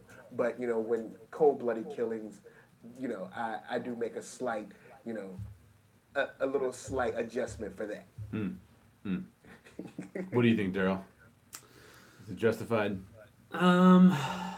Gosh, that's hard. Part of me wants to say no. Part of me wants to say yes. I mean, when I think about it in terms of, you know, like Michael said, if it was my dad or if it was my kid or even a friend, you know, it's just like I can't. My gosh, I can't even imagine it. But from a story perspective, I love seeing him go through it, and then specifically where he ends up at the end of Civil War too, which we'll have a question about that one. Yeah, I've got a question for you guys about that, but we'll get there. We'll get somebody else's question perspective 7 here. Yes, question yes. 7 is on there. Hannibal, what about you? Is he justified? Short answer, yes. Longer answer, hell yes. But longer by one syllable. One of the things I love about the cinematic universe over what I consider the now problematic publishing universe is that T'Challa in the movies and his sister, they grew up with their father. That T'Challa became a man with his father's guidance. And that's something that the quote-unquote orphan king of publishing didn't get. He saw Claw kill T'Chaka when T'Challa was a child. So T'Challa's not a guy he's not scheming for the throne. He didn't want it. He was ready for it. He'd been trained. He was prepared. But to see his father taken from him by the weaponized soldier of the colonial powers, that does the same thing as what happened in Nigeria. A Black Panther killed by white people? That had literally never, ever, ever happened to Wakanda. So it forces a shift in the nation's cultural viewpoint. T'Challa, before he could go back to do his trial, before he could go back to take the herb, before he could do any of that, he had to settle his business. If he went home with the killer of the king loose, nah. If he had to tell his sister that he didn't know what happened to the person who killed their father, that couldn't fly. Yeah. As a culture, they couldn't stand for that. They wouldn't be able to accept that. So, and he probably thinking, if I walk up in there, the Panthers guy's going to eat me. I'm not going to do that. That's not going to work. So he had to deal with this business before he could go home. He could not go home with this unsettled. And that, more than anything, I believe drove him, in addition to the rage of a son, in addition to the rage of somebody who watched their father die literally in front of them, blown up in an act of terrorism. Yeah, he's got the power, he's got the right, he's got diplomatic immunity in most countries.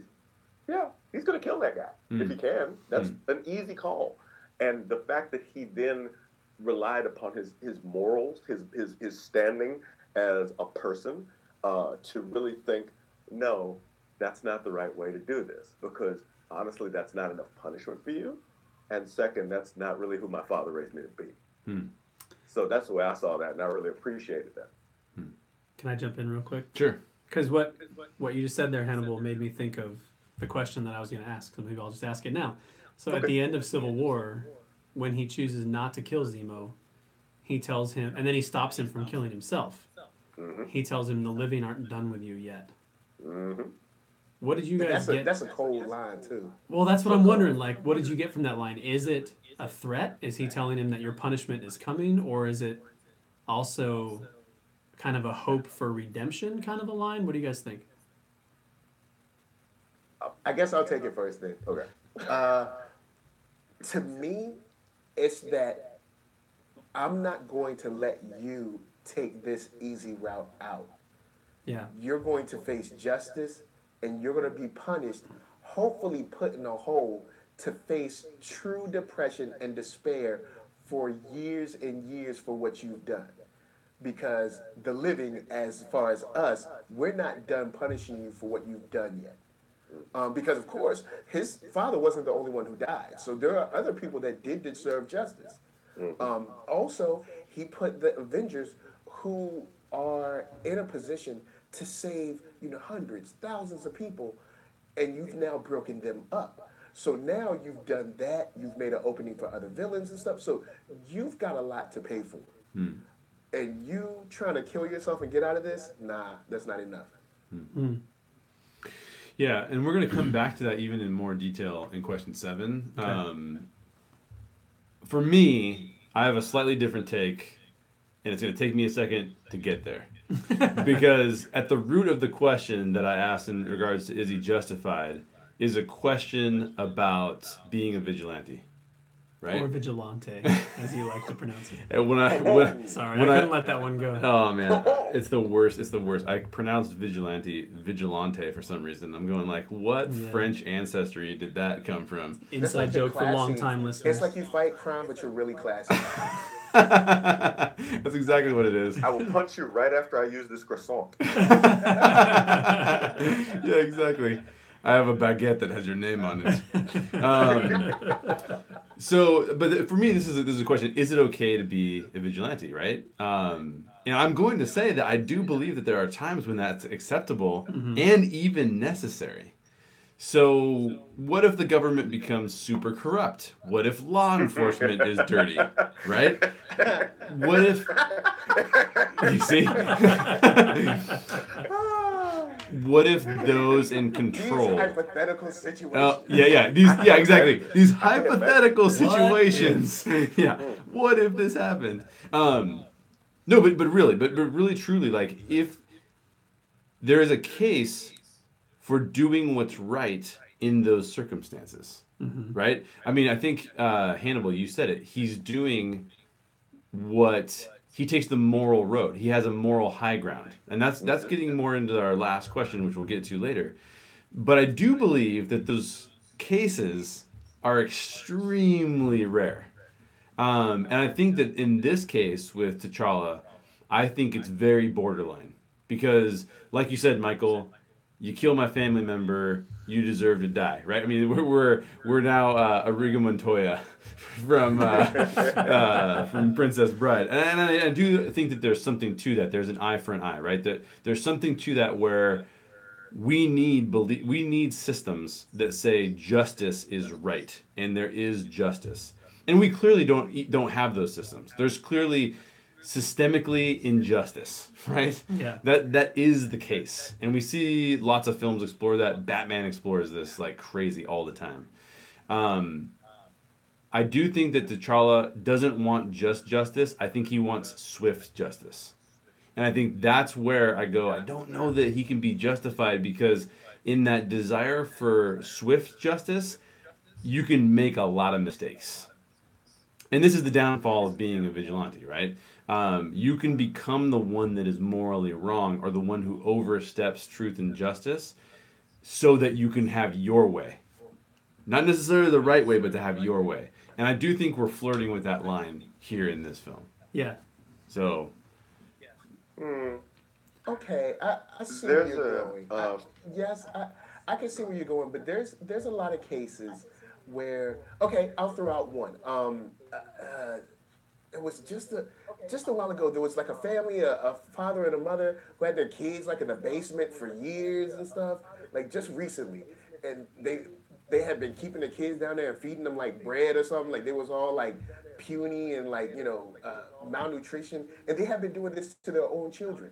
And I literally said out loud while I was watching the news because I love talking to the news.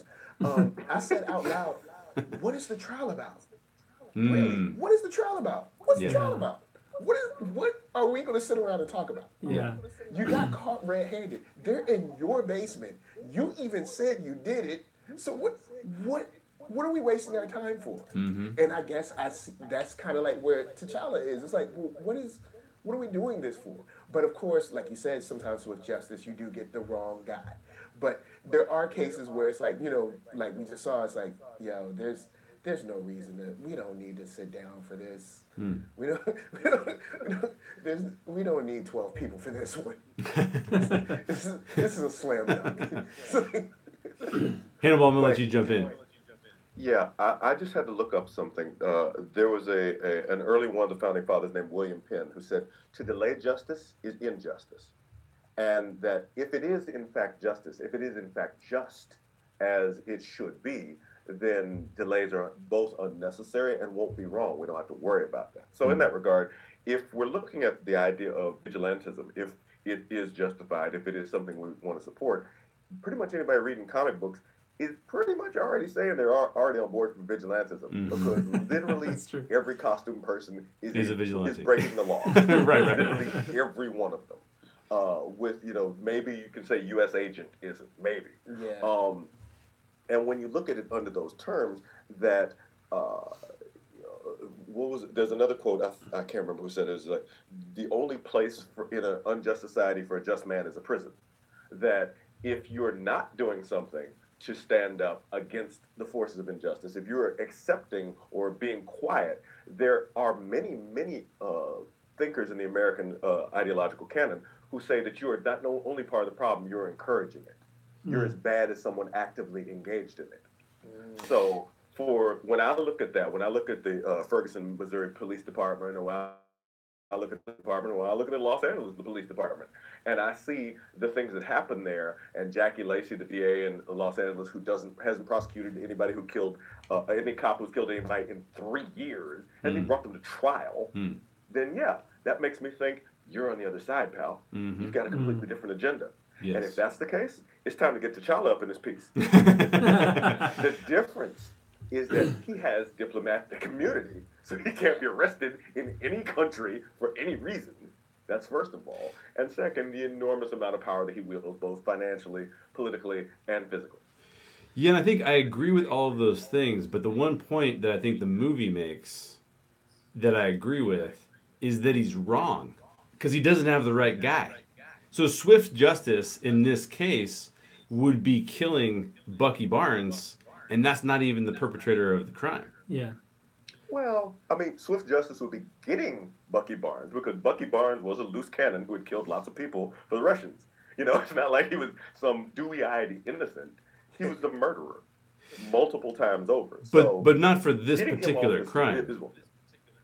Oh, sure, no problem. Yeah, whatever. But that investigation led him where he needed to go because Zemo had made this elaborate Rube Goldberg plan that then, the greatest punishment for Zemo was that staying alive, he would see the Avengers reform. He would see everything that he tried to do fail. Mm. And that is the punishment, I believe, to T'Challa because he knows Captain America ain't going to be away from America very long. His name is Captain America. Mm. It's a vacation. So, knowing that, he could theoretically assume with the intellect that he has, the Avengers are going to get back together. And when they do, it's going to be necessary and it's going to be important and it's going to happen. And Zemo's going to be there to watch it from jail. Yeah. You want to say something? Well, I think I'm an optimistic moviegoer, so I always look for hope and redemption in stuff that I watch, and so maybe it's my perspective, but I really think that going back to kind of that last line when he says the living are not done with you yet, and just his journey throughout the movie, I feel like yes, there's justice, and Zemo should be afraid for what's coming after what he's done. But I feel like there might be a tinge of hope for redemption in what T'Challa says. Because, he's watched the Avengers tear each other apart. And he even says, like, you're consumed by vengeance. They are consumed by vengeance. I'm done letting it consume me. And he sees kind of his evolution from wanting to just straight out kill Bucky. And then watching and seeing the nuance and the complication in there. Like, yes, Bucky has done bad things, but bad things have also been done to Bucky. And so, can Bucky be redeemed? Should I afford that same chance to Zemo? So, maybe I'm just being optimistic and trying to find it like I try to find it everywhere. But I kind of see it there. So, well, let's jump into question 7 because I think that we start to explore this in a little bit more depth. And I'll ask you this first, Hannibal. What do you think of T'Challa's character development in this film? What's different about his character at the end of the film than when we see him at the beginning of the film? Now I see how I jumped the gun. Sorry about that. What I really appreciate about seeing this is that to see someone basically walk into a larger world than they had experienced. I mean, like I said, he had gone to college, but he'd never really experienced any loss. Wakanda had never really lost much of anything before that Nigeria thing. And for him to experience that and to come out of it in a more moral stance is one, an enormously good sign for the people of Wakanda that his rule will be just and fair. And it's also a good sign for him as a character that he's able to grow and provide a heroic example, not just to the people in the movie, but the people in the audience. So seeing that is very encouraging to me. Also, in terms of, as a creator, that I tell stories about people who are trying to be heroes, who people are making difficult decisions or have great power and the great responsibility that comes along with that. So to see people accept it for the first time in a multi-million-dollar movie with a black face, with black people doing it, is very encouraging to me in my chances of being able to do it as well. So overall, from what I see on the screen and what I see as a businessman, I'm very, very happy with the development I saw in this film. And I believe, based on just the trailers, I'm going to see similar things because Ryan Coogler consulted on Civil War. Everything that happened with T'Challa in that movie, Ryan was right there like, no, this is what you need to do with it. And they were like, oh, okay, let's do that. That's awesome. So his fingerprints are very heavy in that film. And to see him to not play the Panther metaphor too far, unleashed is very attractive to me. What do you think, Michael? What's your take? I think T'Challa's character development is it's the perfect example of a backdoor pilot. Any TV show that wants to do a backdoor pilot for some random spinoff, no matter what it is, needs to watch Civil War. Black Panther is technically sort of like a secondary character, but he gets lead treatment in it because you meet him, you find out who he is, you find out how he is, his general temperament. He loses something. In losing something, he has to change his mindset. He has to react, and he has to act differently. All of these things are handled extremely well while Captain America and Iron Man aren't getting along. And he's actually incredibly crucial to the story because without him, our only perspective of somebody on the outside of the Avengers watching this happen would have been Zemo. Thank you. So they handled this. It's almost, and I hate to say this because his father had to die for it, but he almost came into his own. It was almost like a coming of age story for someone who was already of age. Because it's not like, he was some like snot-nosed teen, but this also kind of like forced him out of the nest to be more than what he was. Because at first, of course, we were talking about he just wanted revenge. You killed my father, I want revenge. But then by the end of the movie, his perspective changes. While his perspective changes, he learns more about the team learns more about him. Us as viewers learn about Wakanda and learn almost through him what the standards of Wakanda are. So this is almost the perfect backdoor pilot for a character.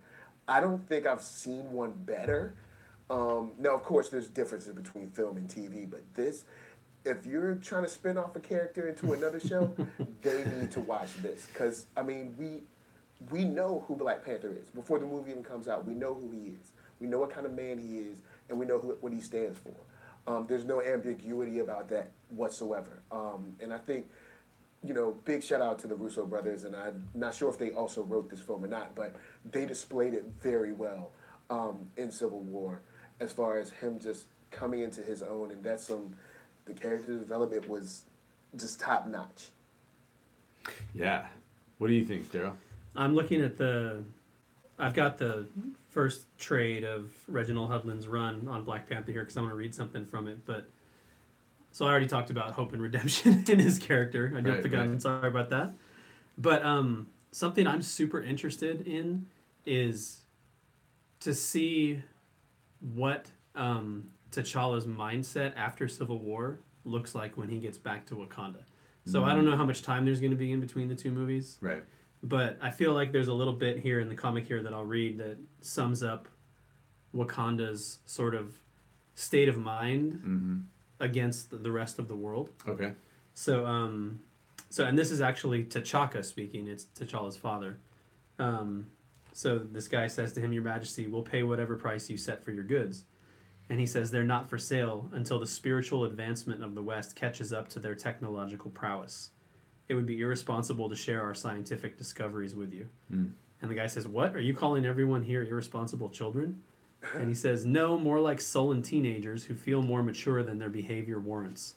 The fact that every conversation here is framed in terms of profit and power says it all. You could have made half these breakthroughs yourself, but there's too much money to be made in misery. Why cure a disease when people pay for medicine?" And then so on and so forth. So there's clearly a standing superiority amongst Wakanda against the rest of the world. And if you read that, rightfully so. Yeah. Justified. Yeah, so I'm just really intrigued to see T'Challa after Civil War go back and kind of clash with his homeland, because not only has he changed his mindset a little bit, he's brought in a white guy from the rest of the world and put him under the protection of Wakanda. Oh yeah, because he's got Winter Soldier. Yeah. So he's technically harboring a war criminal, sort of. Exactly. Or you could look at it as he stole one of the weapons of the West and he has it sitting waiting, ready to deploy it anytime he feels like it. Yeah. So, and we don't know. So, I just can't wait to see what it is, Yes, options Because I'm are sure always him good. figuring out how to, the words, freight train, #1, whatever those words were. Whatever those words were, it's probably not hard for Black Panther to figure out. So, but hopefully they'll be clearing his mind and all that stuff by the time we get started. Yeah. So when it pertains to his character development, I'm so stoked by it. Like, honestly, he develops better than any other character in the film. And you're right, Michael. I think he is sort of like a pseudo secondary character, but he ends up being so cool that he is by far the best character in the film, in my opinion. I think I always define a hero as someone who is willing to put aside their own desires in order to benefit either more people or to do like the morally good thing, right? And I feel like that's where T'Challa is at the end of the film. In other words, at the beginning of the film, he goes, "I have the right for vengeance." And that's where he ideologically is at the beginning of the film, but then he gets tested. Yeah, exactly. Well, because he's ideologically saying, I don't believe that 100 people need to make this decision, and rightfully so, based on the history Yeah. that I was totally unaware of. So that actually adds to it for me. So he rightfully so has the ability to do the things that he wants to do the eye for an eye kind of vengeance.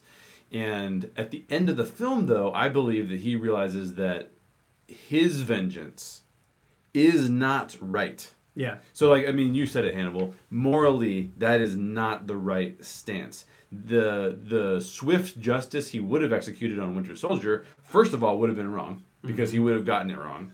He would have killed the wrong person. But then when he finds the right person, he realizes that his justice isn't that man's death. Because if it's his justice, it's revenge. Yeah. And he wants true justice. And I just love that aspect of his character development. I think that's masterful. For a film that's not even focused around him, he is the best player in the film. Yeah. And a big shout out to how they handled, Black Panther and how he was, acted, directed, all that, because, like I said, I was not expecting it to be done this well. At least in Civil War, I was not expecting it to be done that well. Yeah, I mean, if I'm being honest, like, I don't know if anybody can even. Maybe Robert Downey Jr. can touch Chadwick's acting, right? Like his acting is amazing. Yeah. So I love that part of it. So I'm a big fan of his character development. I think that the character development is intentional. It's very intentional to say that this is a hero who, even though he wants to be swift about things, and even though he has a strong moral code, he can even recognize when that moral code is slightly shifting and go, you know what? I'm not as good as I could be. Which is so interesting because with that, the movie sort of subverts itself. Because, I mean, maybe it doesn't clearly pick a side as to whether Cap or Iron Man are right, but it certainly seems to slant towards Cap. I mean, it's a Captain America movie. Yeah. And it has the speech during Peggy's funeral where Sharon Carter says something to the effect of, sometimes you have to plant your feet in the ground like a tree and say, you move, I'm not moving, Yeah. And that seems to be the big message they're putting out there to get you to be behind Captain America. But then T'Challa's over here completely subverting that. Yeah. And he's like, oh no, I was wrong. I need to move. I need to change. Yeah. So good. Well, all right. With that, there's one question I have now for you guys. Then I guess Hannibal, start with you first. Are there times where revenge and justice align? Yes. Because yes, revenge is bad, but justice is good. So, are there times where it's like, yes, I know that I want revenge, but even though I'm getting my revenge, this is still a just, punishment? Yes. Without question. That's an easy question to answer because, in the same way that if a stop clock is right twice a day, that the idea of vengeance aligning up with justice more than often is not too illogical to me. The problem is, at least in Western society, as far as the history that I've been able to study through, college and high school and whatever, that it, in a larger organized sense, generally doesn't. That I keep hearing this quote that on a long enough timeline that the moral arc of history swings towards justice. I must not be looking at the clock very well because I don't think we've caught up to that yet. But I mean, in the same way that, like, for instance, I'm driving here to get to this, and I get cut off by this Prius, right? And he jumps in front of me, right? And I'm like, okay, sure. I get in the lane past him, and his lane slows down, as I knew it would because I know that freeway really well. And he then slams into somebody who hits their brakes too quickly, and I'm cruising by him. Was that justice or vengeance? I don't know. I liked it both ways. So, you can, to answer your question, I believe absolutely they can align. The question is how often. That's more of a question for fate. Oh, okay. Yeah. What do you think, Daryl? It's a great question, Michael. Thank you. I don't know. It's hard because the outcome sometimes might align. Like Hannibal said, the stop clock is right twice a day. But I feel like when you come down to the motivation behind wanting vengeance or wanting justice, I feel like those are pretty different. Hmm. Yeah, I actually I was gonna say almost the exact same thing. I think that they can align.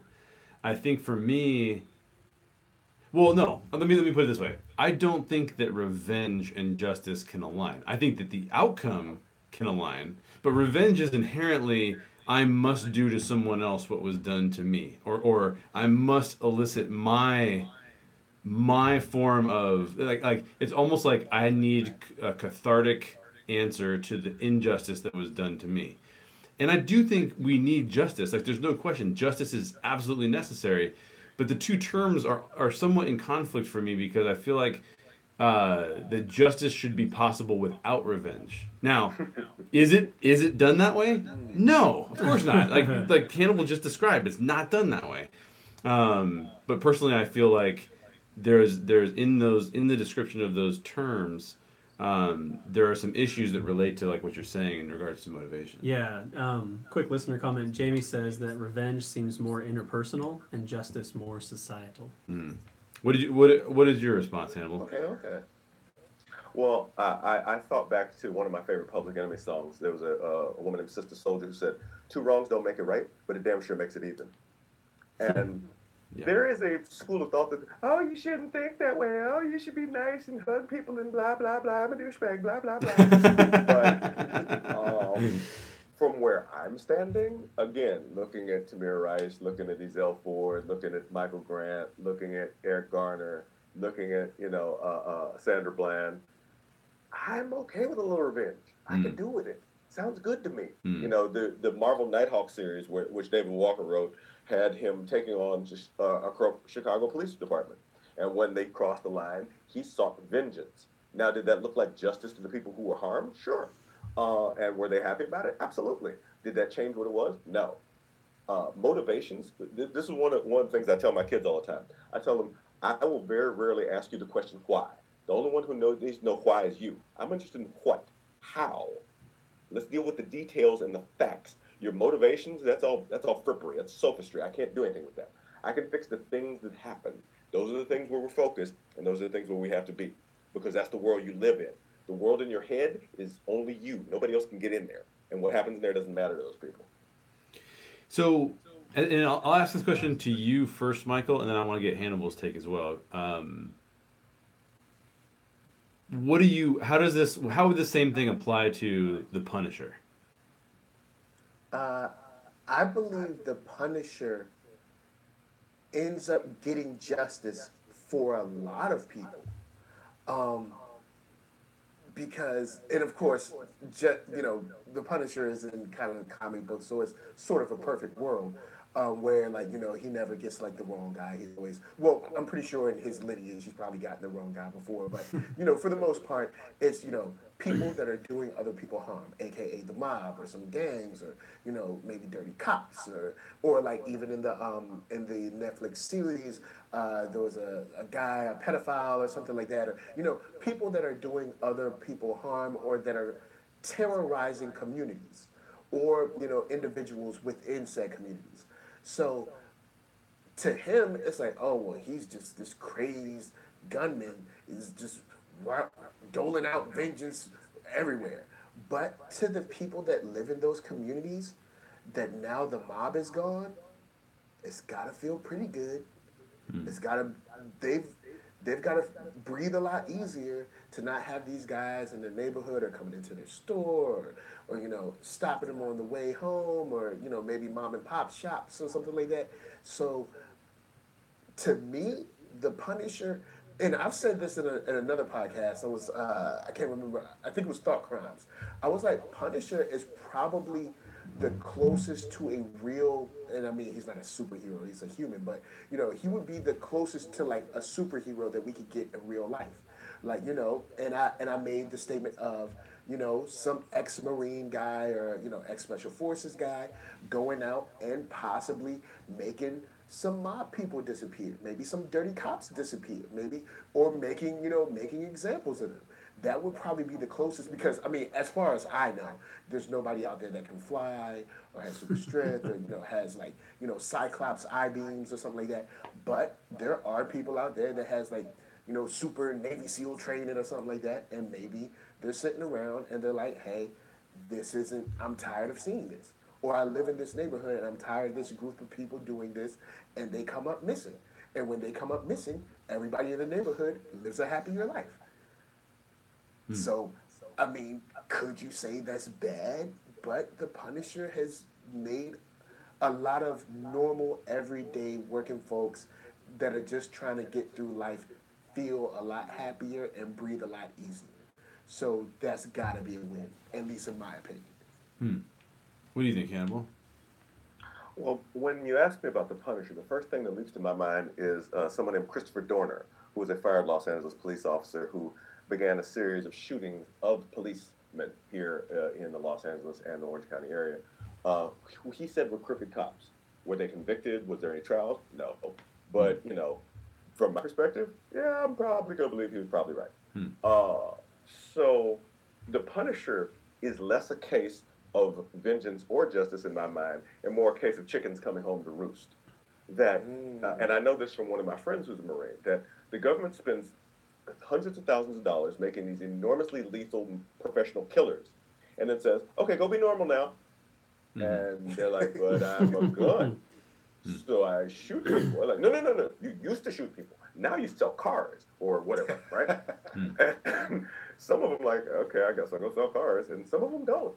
Some of them don't know just as well. So, is the Punisher able to get justice for some people? Yes, absolutely. In some cases in the comic run, he's also, cleared out a mob in a neighborhood, which created a power vacuum, which meant a gang war happened and more people got killed anyway.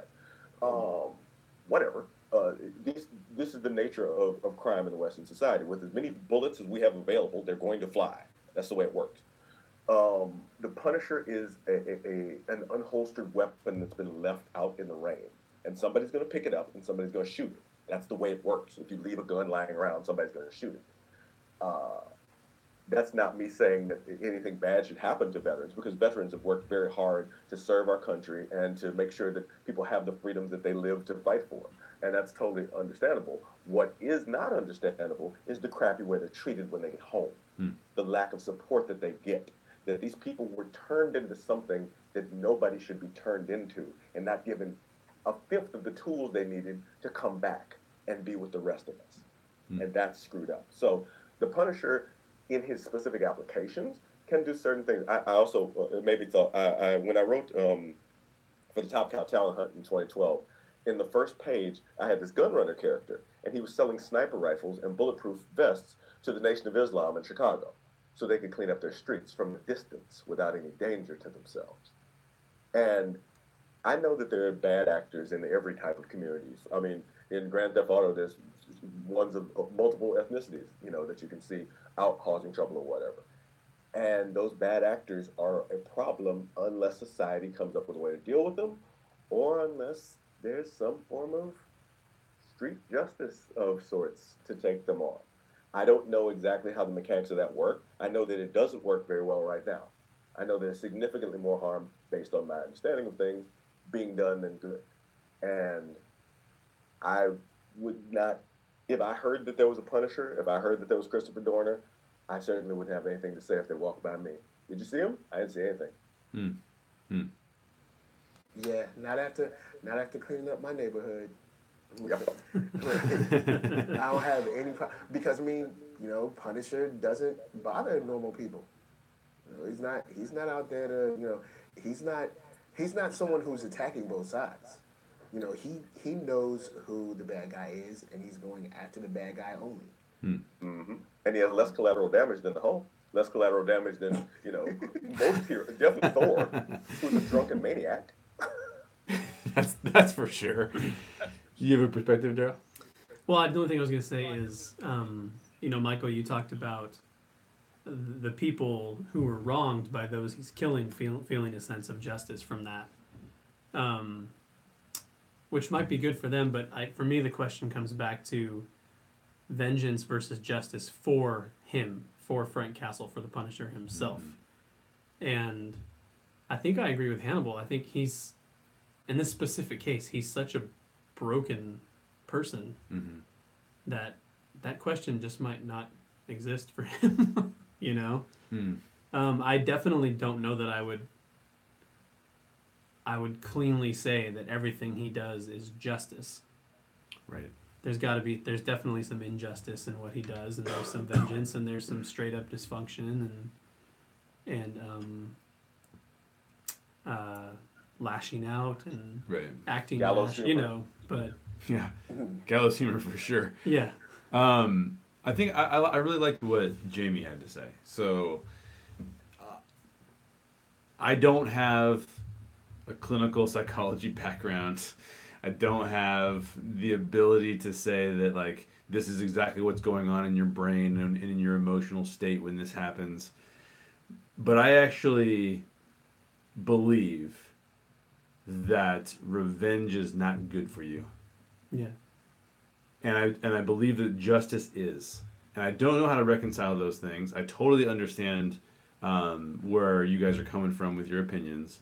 But and I'm not saying that I'm so you mean like for the psyche, for the soul. Yes. After a while, it wears on you, and okay, I can see that. Yeah. Because I mean, we see it on Frank Castle, you know, all day, every day. Well, that's why I brought him up, because I feel like he's the other perspective when it comes to Captain America: Civil War and Black Panther's development.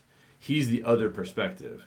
And I think that in that, and so again, not a Punisher reader.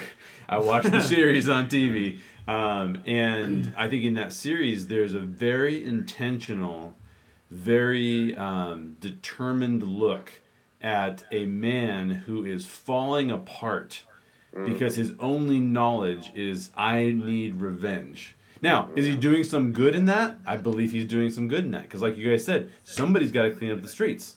I totally agree. But to him and his own psyche, I think that it's actually negative, it's bad. We see the kind of the contrast with, and I'm not trying to spoil the Punisher for anybody, but we see kind of the contrast, I think, in his in the, I can't remember the character's name, but he basically runs the group of veterans that is revealing like what they've done in war and trying to like psychologically work through that. Exactly, the medic guy. And he is the guy that says like, look, Frank, this is no good for you. Like this is not going to help you out in your life. And Frank never really gets over that hurdle. But I think like T'Challa does get over that hurdle. Yeah. And that's what I really like about the character, because at the end of the day, I finished watching The Punisher and I go, yeah, some justice happened, but some bad stuff has happening to Frank, and he's not reversing that stuff either. Yeah. But when you think about when we were talking about heroes a little earlier, like, you know, the hero being able to take on something or being able to do things that other people couldn't, he's taking on, even though it's you know, wrecking him, he's taking on these demons. He's taking on this, you know, these feelings of like revenge and all this stuff, and killing these people so that everyday people don't have to go and try to buy a revolver to maybe in fear shoot some gangster that's shaking them down for money every paycheck, you know. So I guess in that way he is a hero, even though he's not the most polished hero. Yeah, and that's a good point, because he does, again, my definition of a hero is someone who gives up of themselves to be able to help other people, even if it's a detriment to themselves. So I do believe that Frank Castle displays some heroic tendencies, right? Like, he's definitely doing some things that are causing him more harm than other people and putting himself in a place that's incredibly dangerous to his own life. Yes. But, and Monty brings up a good point on YouTube. He says vengeance turns into a drug that eventually isn't good enough. And Monty with the wisdom. And Maybe. I see that in Frank Castle, because yeah, he's taking out some bad guys and saving some good guys. Yeah. But is he putting himself in harm's way for those people, or is he putting himself in harm's way because he just can't feel that Well, sense of being whole after his family was I taken? do the think he question- puts himself in harm's way for the family that he's helping out. Uh-huh. He takes some I haven't additional. watched the show, so Oh, that's okay, my okay, crush. okay. Yeah. Well, Punisher in general is a guy with a gun who shoots bad guys. That's his shtick. And was he a hero when he enrolled in the armed forces in the first place, and they made a platoon full of him, and then sent them out to do whatever they sent him back, and then sent him back? Or was he a hero when he put on a skull T-shirt and decided to shoot mobsters? Because I personally would much rather have Frank Castle have a sniper rifle than to be working at the post office. Because the anger issues that he's gonna have there. Those two things might be the same thing eventually, though. I'm just saying. I'm just saying that in that same sense that we talked about how T'Challa was raised to be a certain thing, that he was raised with certain moral things, raised to understand the challenges of power. That Frank Castle he had all that humanity and whatnot that we talked about was installed into T'Challa, stripped away. He was made into an inhuman killer who could do anything to anybody. And if that's the case, the heroic thing was when he signed up in the first place, but for them not to fix him when he was done, I mean, that he never had a chance to do anything better. It was taken away from him. This is an awesome discussion. I'm going to start to close out the podcast, but before we do that, are there any questions from YouTube or Facebook that we want to address? We did have one. Actually, Monty just put one up. He says, that's why God strictly says, it's mine, talking about vengeance, so that we don't lose ourselves as people with an imperfect moral versus God who is the epitome of moral. Okay. I will throw out a question. Hannibal's on the chat and on the podcast? He is. He's oh all my over. gosh. Double duty. I can't be stopped. Yeah, no. Well, I know that part of it because like Hannibal is probably one of the most hardworking people I know. He's like he hashtags nonstop, and that is the truth. We did have a listener question come in a little while ago that I'll throw at you guys, Michael. Oh yeah, Hannibal. and you guys can't do spoilers because I haven't seen this film. Yeah. I know what he's gonna ask me, so don't give me any spoilers. Yeah. So Jamie asks, the movie Get Out contained a really powerful visual representation of the marginalization of African Americans. So again, like Jay said, he hasn't seen Get Out, so let's not talk specifically about Get Out. Because her question's about Black Panther. She says, what powerful impression do you hope Black Panther will make on audiences? Do you want me to go first? Sure. Go for it. I hope there's in industry and outside of industry.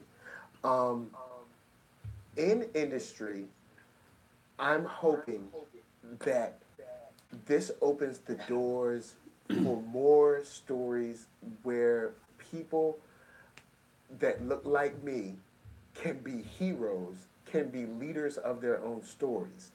Also, I hope that in industry, this gives more people that look like me a platform to tell their own stories.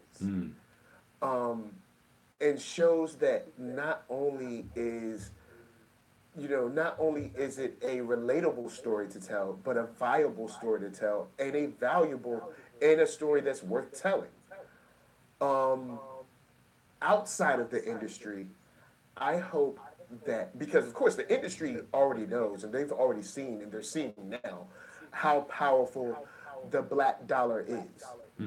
I'm hoping that we as black people realize how powerful the black dollar is and start to support like Hannibal, or you got Claudius Prime, there's tons of Marcel Dupree, or there's tons of black artists, writers, filmmakers, whatever, that are doing their own thing that could use a dollar or two if you've got it. Also, outside of the industry, I just want little young boys and girls to see themselves on screen in a way they never have. In mass, in media, we are usually seen in a negative light. There's something negative about it, whether it's arguing or fussing or fighting or going to jail, or it's the gang episode, or it's the prison episode. Or there's something negative. There's some type of negative connotation about it. In this case, we're seeing people that look like us in countries that would be considered uh, trash by some. I'll say that. Mm-hmm. Um, in a regal and very beautiful nature that has never been seen ever before. I can ask anyone, when you think of Africa and you think of what you've seen on TV, what do you think of? We all think of that sad commercial with a kid and they got a fly crawling on them or something, and that's all they ever have to give us. But now we have a view of Africa in a wonderful, beautiful light. And I hope that we all see that and we hold that close to us, because even though it's a comic book, this might be the best representation of us on screen Mm. that we've seen in maybe ever and might not see for a while. So, what it means to see yourself like this is very important. And I don't think that you can fully conceptualize it until after you've experienced it and then put it into context with all of the other versions of yourself and all of the other versions of Africa that we've seen on TV or heard from politicians. I'll say that. What do you think, Hannibal? Well, I cannot strongly enough endorse and support literally everything that Michael was saying, because I was like, I was going to say that. So yeah, I totally agree with all of that. That I hope that this lets me see that when the success of this movie comes out, that I know Michael B. Jordan took a lot of the money that he was using here to finance an independent film called Raising Dion, which is about a young black child who grows up with superpowers. And it's not a Marvel property, it's not a DC property. And I hope everybody who liked him as Killmonger follows him there, and then follows to the next thing and to the next thing and the next thing. So yes, there's definitely that. Likewise, to what Michael was saying, one of my good friends that I worked with, this developer, and he's also a bigger Thor fan than I am, was from Nairobi. He's from Kenya. And when he talked about the way that people perceived him, and when he talked about Kenya, he was like, I've never seen a hut in my life. I live in a city, and it's a big city with cars and traffic and internet and stuff that everybody's got here. It's just not here. It's hot and it's in Africa. So the idea that their lives are not so different than ours is one thing that I agree with Michael that I would definitely like to see. I remember in 1978 when they said, "You will believe a man can fly." That a lot of my classmates said, "I will believe that, and I'll believe I could be flying." And from my standpoint, I felt like I was looking up the sky. This movie will not let that happen. Hmm. Ryan Coogler will not let that happen here. And I'm very, very encouraged that is happening on this scale. I'm very encouraged that right behind him, my good friend Ava DuVernay is coming out with Wrinkle in Time. And I'm very encouraged to see this wave of change happening. I'm a little concerned because after the last wave of change in the presidency, things kind of went sideways. But take the check while it's on the table. You got to do what you got to do. So I definitely hope that things won't be as short-lived as that 8 years of quote-unquote hope and quote-unquote change. Awesome. That's awesome. Yeah. I'm super stoked for this film. I am super stoked about this conversation. Yeah. This has been really, really fun. Hannibal, tell everybody one last time what's the easiest way for them to find you and check out all the stuff you're working on. You can find everything you're looking for me at HannibalTaboo.com. That's HANNIB as in bounce AL, T as in tough, A-B as in bounce U. I've had to spell it a lot. .com. You can also find me on Twitter, Facebook, Tumblr, Instagram, and if you could still open one of those other weird things, Plurk, at Hannibal Taboo. It's just one word, no umlaut or anything there. Yeah, and definitely go check him out. Check out all of his socials. You will get a lot of cool stuff out of that, and that's something I highly recommend. Michael Young, where can people find you? All right, you can find me online everywhere, mostly on Twitter, but Twitter, Instagram, all that stuff at One Youngster, which is ONEYOUNGSTA. On YouTube, you can find me. Just search Nerd Soul, one word, NERDSOUL. And come on, hang out. Let's talk about, let's see, what am I talking about this week?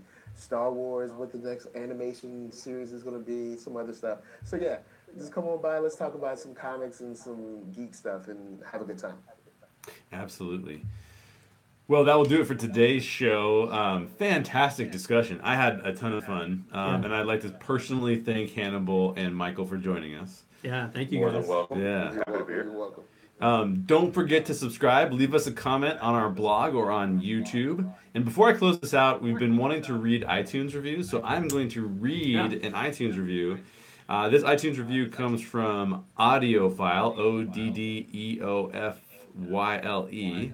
And it is, yeah, it's very clever. It took me a while to figure out what it was, actually. The title is Deep Thinking Geeks, Yes. And it is a 5-star review. This podcast takes some of the most beloved fandoms and dives deep into the stories. Deep has I think it's like 12 E's. Dives deep into the stories, themes, and messages in them. I love that I'm not alone in wanting to unpackage and examine the heck out of geek stories. Jay, Daryl, and the variety of guests speak my language. So thank you, Audiophile. We appreciate that. If you leave us an iTunes review, we will read it on a future episode. I'm going to be very diligent about this. I'm going to change it so that I'm actually doing that every time. And if you want to reach Professor X levels of influence, please share your favorite The Story Geeks episode on social media. Make sure you tag us, hashtag The Story Geeks or the Reclamation Society when you do. Links to everything we've talked about today are in the show notes. I'll even include, when this goes out on YouTube or when it goes out in the podcast format, I will also include links to Hannibal's website and Michael's website. And we want you to check out the exclusive content on Patreon. I've talked about it already. Just head over to www.thestorygeeks.com. And as always, question everything in your favorite geek stories and always seek the truth. That was super fun, guys. I hope you guys had as much fun as I did. Yeah. Thanks everybody on YouTube and Facebook for watching. Yeah. I just emailed you guys. Oh, yeah. I see this. No, I just cut that for time because we had gone off on such a different tangent that I was like, well, the reason why I asked it was I thought that it was, yeah, we're still live. Yeah, so I mean, people can check this out. That's fine. So the question I had asked was, is it important that he is wealthy, that T'Challa is wealthy? And the reason I asked it is because there's that scene in, now I don't know any of the background of the character at all, right? But there's that scene in the film where he clearly is getting into a super expensive vehicle. He clearly has a ton of wealth behind him. But I didn't know what they were trying to tell us because I don't have any background in the film. So I didn't know, is that an important part of his character arc? And I think, by the way, through the conversation, you guys talked about how important basically it was. So I was like, oh, okay, yeah, I get it. Yeah, I think it's important that Wakanda is affluent. Was that? Yes. What were you going to say, Hannibal? Oh, I was going to say, yeah, we did go into that. And what I ultimately said was that his wealth is interesting and it's definitely useful because it's definitely one of the best superpowers you can have is cash. Yeah. But the difference in his cultural framework and the difference in how he approaches things is much more valuable to him as a character. The fact that he can walk anywhere in the world with diplomatic immunity, understanding the challenging, racial and political issues that happen all around the world, but knowing that he has the freedom to change things. It's one of the things that people looked at recently. They were talking to me about Jaden and Will Smith. It's like people think that they're weird, but it's like we've never seen free black kids before. Kids who had no worries. Kids who grew up free from 99% of the concerns that my kids will grow up with. And I was like, you know what? That's true. That's a whole paradigm shift. And if you shift the paradigm, things will change drastically. Yeah. Yeah, because it's such a so for certain characters, it's sort of like critical to their development, right? So you have like Bruce Wayne is a very different person because he's rich. And they make a joke of it, like in Justice League, right? Like, what's your superpower? Overage, right? It's kind of just lame. But and also the same is true of Green Arrow. Like that's an important part of his character, and they play on that. So I was just wondering, is this going to be an important part of Black Panther's character? Is this an important part of T'Challa, or is it? And I think what you guys basically expressed, and I think Michael, you said it really eloquently there at the end in a way that I would not have thought of actually, because I'm not familiar enough with the world. But was that it's of critical importance because it's showing us, it's teaching us a different narrative than we frequently repeat in our media and in our social circles basically. Yeah. So yeah, that makes it critical, obviously. Did you have anything else, Hannibal, that you want to touch on? Well, yeah, just that the idea of wealth is very different in Wakanda because the idea of wealth here, where we have the Koch brothers compared to homeless people, there aren't homeless people in Wakanda. That's not the way it works. Yeah. The Jabari tribe is the closest you would get to an outcast because their religious practice has been outlawed due to certain weird things that they're doing. But that they're not hungry, they're not they're not dirty, they're they got Wi-Fi, they got smartphones, they're fine. The differences in what wealthy is and not wealthy here are drastically different and a different paradigm again than what you would see in Wakanda. Yeah. That's cool. That's cool. Cool. Well, everyone who got to stick around on the live stream got to hear the extra bonus question. I was actually getting really concerned because I know, Hannibal, that your day is scheduled like crazy. And so I'm like, I cannot take this guy too far over 9:30 because he won't get a story out, and we want to read the stories. Well, I'm fine, believe me. I'm leaving here actually, ironically, to go to that cantina thing because it's my friend's birthday. I'm going to her birthday and to sing karaoke there, and then come home to write, and then go to bed. Oh, that's awesome. Wow. Well, we've been able to meet and hang out with Michael in person, so we're just waiting to hang out with Hannibal too. That's right. So That can be hard to find, but I'll see what I can do. well, we might have to just come to you instead. We're like, where is he now? Or hey, you guys should come to one of the nights, one of the Tuesdays during February, and then Hannibal can come if he can make it, and then we'll all be there. That'd be awesome. Yeah. I'd be down for that. I can see about that, baby. Not next Tuesday, but maybe another one. Yeah, well, we got two. Sorry, we got four or five, however this month is set up. So I've been wanting to go there anyways, man. So yeah, Sounds good to me. Cool. Well, thanks for everybody watching on YouTube Live. We really appreciate you. This will probably be edited a little bit and put back up just for taking out the beginning parts and the end parts where we are scrambling around. The YouTube feed visually has been in and out. So Oh yeah. So we'll see how that worked. Yeah. Special thanks to Monty. Obama. And special thanks to everybody on Facebook. You don't get as good of audio on Facebook if you're on Facebook. So if you can switch over to the next one we do, please switch over to the next one we do. But I will let you guys have your night back, and I'm still going to try to talk Michael into moving out here closer to me so we can hang out more often. Now I know Michael's wife. That ain't gonna happen. well, honestly, with the newborn, there may be some possibilities. There may be some Yes. there may be some possibilities. I do want an area that has some grass. There you go. But I still, I like LA. I like LA. It's a cool place. So it is a trip to get down there, but it's a possibility. Yeah, that's cool. All right, guys.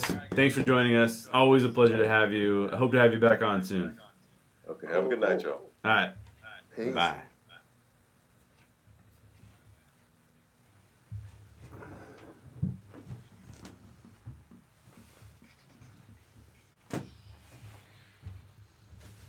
Bye, YouTube. See y'all.